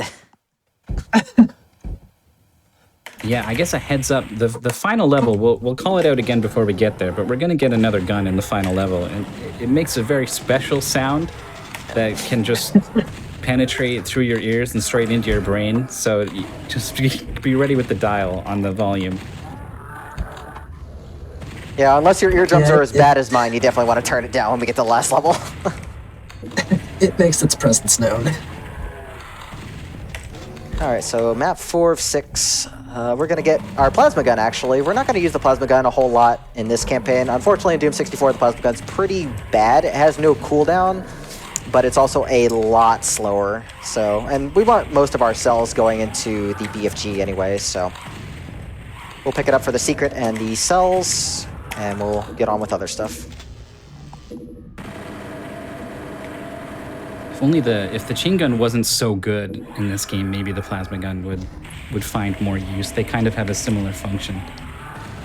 Yeah, absolutely. And especially since, unlike the main game, you don't get an Unmaker until the very end, and you don't get the Demon Artifact until the end, so you don't have another really, really good rapid-fire weapon.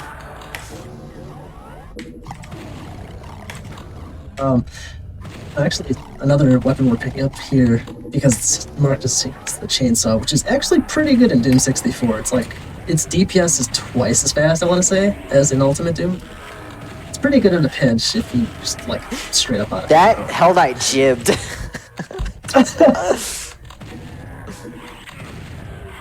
I love seeing all these high damage rolls, but when they're not on me. Yeah. And yeah, here we picked up another green armor. We were at 0. I don't think we actually talked about how armor works. No, now's yet. a good time to talk about it. Yeah, so there's 2 types of armor classes. The green armor, which we just picked up is the default, gives you 100 armor, and it absorbs 1/3 of the damage. So you still take 2/3 from your health, but 1/3 from armor points. The other is blue armor, also known as the mega armor.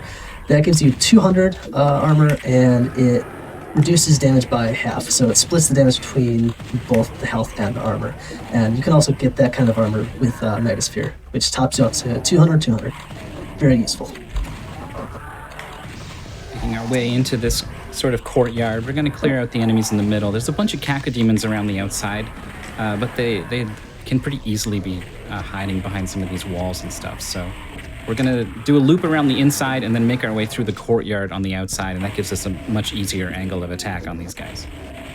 Yeah, there's also a nice little secret we have to pick up anyways. There's a nice blue armor so we can get that half health protection, which is really great. Like, supplies in this campaign as a whole are pretty scarce. The map designer definitely wanted to make things a challenge. So big shout outs to Kaiser, the map designer. He was one of the lead devs for Doom 64, and he does a lot of Doom related projects. Really great guy. He also wished me good luck, so I'm kind of I have to do a good job with this. So we're hopefully going to get this trick right here with the get past this door. I'm not timing the darts right. This should be good. They're fast, and they're pretty ruthless. I was shocked when I encountered these, because these are not in Doom or Doom 2. Come on. They're nasty. Yeah, this skips a whole... I can skip a long wait, so we can sit right here while that script is going, and now we can just spawn block a Baron from showing up, so that saves a bunch of ammo and time. Just a couple of monsters to clean up. Darts, as I said, are unique to Doom 64, not in the PC Dooms. There's a lot of really cool, unique things in Doom 64, like the scripting macros, all sorts of level transformations you could do. It's really neat. So, just my endorsement for Doom 64, of course. Coming up on the blue key door, we're gonna get the yellow key.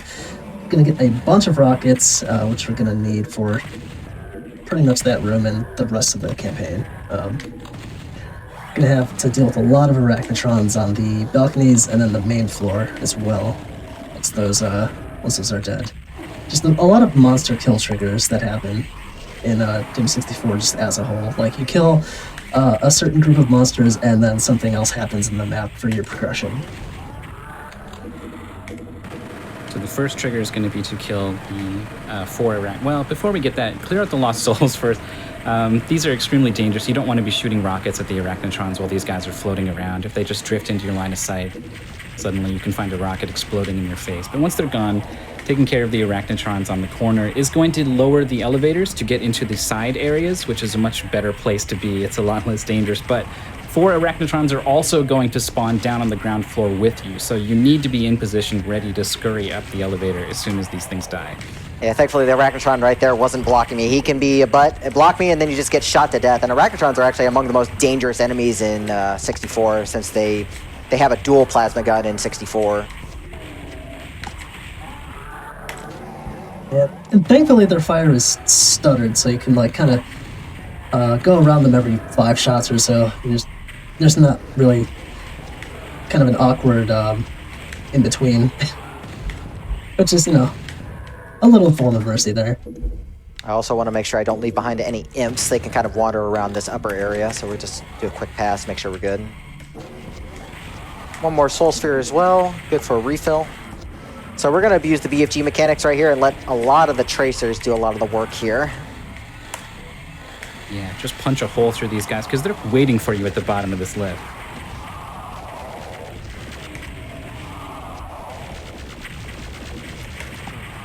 Yeah, that worked out pretty nicely. That's a lot smoother than that fight normally goes. Nice. All that's left is the exit and one very fancy BFG shot.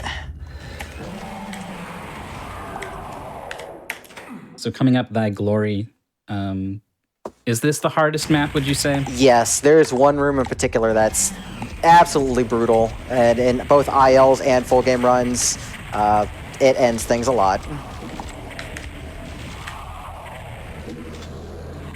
So first off, we have to deal with the arachnotrons here. That's going to let us out down the side here. There's a lot of kill triggers on this level, but yeah, like you said, there's a room that it's bad, and then we're going to make it a lot worse by spawning a bunch of additional enemies into the room before we've even cleared it out. And that obviously makes the encounter much harder, but it does mean that enemies are going to group up a lot, and rockets in the BFG are going to be way more effective in that case. Yeah, a lot of routing this campaign, and especially this category, is the risk-reward factor. Sometimes you want the big risk, and sometimes you want to just play it fairly safe and play it consistent. All right, so here we go here. I'm just gonna chat real quick. Yep. This is the PC version, Steam version, by the way, of Doom 64. That was asked in the chat. So a ton of enemies just got added into that room that already had a lot of enemies. And we just sort of like retreat and come get this secret, which has, you know, stuff we need for sure, mega armor and all that. But those enemies are now all kind of moving and congregating, and this sets them up for, you know, like just sending rockets down this hallway, for example. Conveniently, the Pano model actually ended up in a good spot. It usually doesn't come into the hallway, so I was able to just kill it without letting the Lost Souls spawn in. Because if the Lost Souls would spawn into a wall, they just explode instantly, so it actually works out really nicely. Look at all these guys. One BFG shot just gets so much value here. Oh, another thing I want to talk about unique to Doom 64, especially. Oh, yeah, go ahead. There we go. So I actually, sorry, forgot to mention, we actually did a secret. We actually skipped half of a secret by hitting a switch from an unintended angle, and that actually skips a bunch of elevators, so it's a really nice time save. Yeah. I was going to talk about the turrets real quick in this level. They essentially act as Revenant missiles from, like, Revenants from Doom 2. They're homing, they just fire from a specific spot, and they believe they do the same damage as well, like 10 to 80 or something like that. And you could, I'm not sure if you could see them, they were in that hallway on the way back, with the state of the map progression. Yeah, Zilo actually went out of his way to just straight up hide from them, because you really don't want to mess with them. If you get a chance to line of sight them against a pillar really quick, you usually take it. Okay, so we've got another key bump coming up once we finish this like entire sequence. So big shout outs again to Black Secret for finding this key bump. We're only going to activate one of the two switches you normally need to lower that blue key pillar. So we're going to kill out the Spectre that's here, and we're going to ignore that switch because we don't need it. Because if we were to go hit that switch and then hit another switch that one unlocked, that would spawn a lot of extra enemies, and we don't want that because there's already going to be a lot coming up. So we hit the lower one, making our way back up to the top. There's another switch here, and this is the one that's going to spawn a bunch of additional enemies into this room, including some pain elementals. So we're going to drop down and make sure that one gets gone first. That was close. I almost got Lost Souls to the face. Oh. Yeah, using the rocket launcher can sometimes be good on pain animals, but you have to be very careful that they don't spawn the Lost Soul and it charges towards your face. Yep. Pain elementals are pretty much always top priority in Doom 64 combat. Lost Souls also as well, but you know, the reason they're so dangerous is because of all the Lost Souls. So chain gunning down all of the Lost Souls, cleaning up the remaining with rockets, and then we're going to get lined up for that key bump afterwards. All right, looks good. So we're going to enter the teleporter back up, line up. Should be able to strafe right across, and we're good. Nice. So that whole wave you saw with 2 pain elementals and a bunch of cacos, we skipped another wave of those. So it was very important to find that key bump. So big shout outs to Black Secret for finding that. Another enemy you might have seen in that room, actually, you'll see a couple here. It's the Makibus, another Doom 2 enemy, wasn't an Ultimate Doom. Pretty big, fires 2 fireballs at a time, could do pretty hefty amounts of damage, but overall, they have a pattern to them and not too difficult to deal with. Hoping not to get blocked by Lost Souls or this Baron. Through pretty cleanly. This pain elemental or this Lost Soul. Oh no. That was... What was that plasma gun doing? So the plasma gun's really notorious for missing enemies in 64 because of the way the spark moves. So that was very sketchy. So we're on very low health for the rest of this level, so we're going to play this a bit safe. So definitely going to save here before I pick up the key. Yeah, this is going to spawn a bunch of enemies in dangerous positions. These turret positions where the Mancubi are, I mean, they're a really scary enemy to have just getting free shots at you from across the room. Their spread pattern's kind of difficult to read, especially across long distances. Nicely done. Yeah. Luckily, there's no hit scanners in this level, I believe, so don't have to worry about just getting pot shot out of nowhere. Just have to dodge. Speaking of getting shot out of nowhere, would you like 3 pain elementals to finish the level? No? Well, you get them anyways. This is so rude. Wow! That was so rude. Yeah. The last minute snipe was so mean. Okay, hopefully that's going to be everything and we can leave this level because, that one is a doozy. Okay, there's our 100. So we are now on the last level. So here is your volume warning. Yep. Or, turn it up if this is your jam. I don't know. It's... It's nothing quite like this, really. Yeah, so there are no secrets on this level, so we're just going to be killing everything. And we need to get the 3 Unmaker keys, the demon artifacts, which power the Unmaker. And that'll allow us to open the door to the Mother Demon. And every time we pick up a demon artifact, it gets faster, and which means it's going to get also very loud. Yeah, but it shreds things. It's a hell of a lot of fun to use this thing, especially once it gets powered up. And we got that invulnerability at the start of the map. There is another one nearby, so we're going to spend most of this map invulnerable if we do this right. So even the 3-key Unmaker, it outclasses the BFG pretty well. You were saying? I think it's focusing very intently on getting the most out of this invulnerability sphere. There's the final key, which is, by the way, everyone you pick up is spawning another cyber demon into the map. So there's a bunch of rockets that are just kind of loosely being thrown around, usually because the cyber demons are infighting. You never know when one's going to be around the corner. So we hit the final switch to spawn in the final boss. There is one more invulnerability sphere in the middle of the map that we would like to make our way to, but it's very scary. Yeah, so we're gonna go around, gonna clear up whatever's in the middle here. We're gonna grab this last invul. Now I need to make sure I kill everything before I kill the Mother Demon, because killing the Mother Demon ends the map.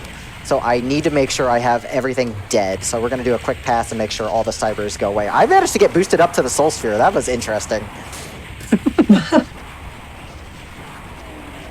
Needs archvile jumps. Okay, hopefully this is going to be it right here. So if we're good, time is going to be when we reach the results just to verify we have the 100%. So it looks good. I don't see anything. So let's hope we got everything. Time. Nice. Very nice. GG. Yeah, GG. Like, ending the campaign is already hard enough with the first 5 levels, but then you have 2 minutes of the Unmaker blasting in your ear. It's so difficult to deal with. It's such a hectic level, too. There are so many things to be keeping track of, so many high-priority targets. The screen is all white. Oh. But anyways, that's Doom 64, Watch Me Die Max for Lost Levels. I hope you all enjoyed. It's a really cool category. I'm sorry I didn't quite get the 100% on Plant Ops. We're going to blame a wandering lost soul for getting lost. So big shout-outs again to the Doom World community and the Console Doom Discord, and also big shout-outs to the Doom 64 Discord in the community. They do an amazing job with special WODs, like WOD packs you can play, mods, speed runs if you want to get interested. We pretty much do all our discussion there. So really, really great place if you're just interested in this game at all. We would love to see both runners and even just casual plays of this. So anything you guys want to say before we close off? Well, just thank you so much for having me back. It's been a blast. Yeah, thanks to Emerlin for having us, HotFix, GDQ, and to you, Zilo, for having me on commentary, and just great runs. Yeah, thank y'all. And if y'all want to see more of this, I do Doom, I do music games, I do a lot of weird other runs. You can find me at twitch.tv/Zilo. But that's going to close it for me, so Merlin can take us out. But thanks for having me, everyone. Yeah, for sure. And again, thank you and all the other runners that showed up tonight. I really personally love seeing the boomer shooters. Something about like the frantic energy of them that just, it amazes me every time, because I've tried them and I can't do that. But that's it for tonight. Thank you all for coming by. If you missed the Doom runs from earlier, the Quake runs from earlier, the Hedon runs from earlier, or the show right before this, random number generator, everything will be up on youtube.com/gamesdonequick in a couple days. So you can go check it out there. If you're watching this on YouTube, check us out on Twitch, live weeknights at 7 p.m. and weekends at 1 p.m. Eastern. And tune in tomorrow for Mercy Kill and Passion Project. And we'll see y'all then. Have a good night.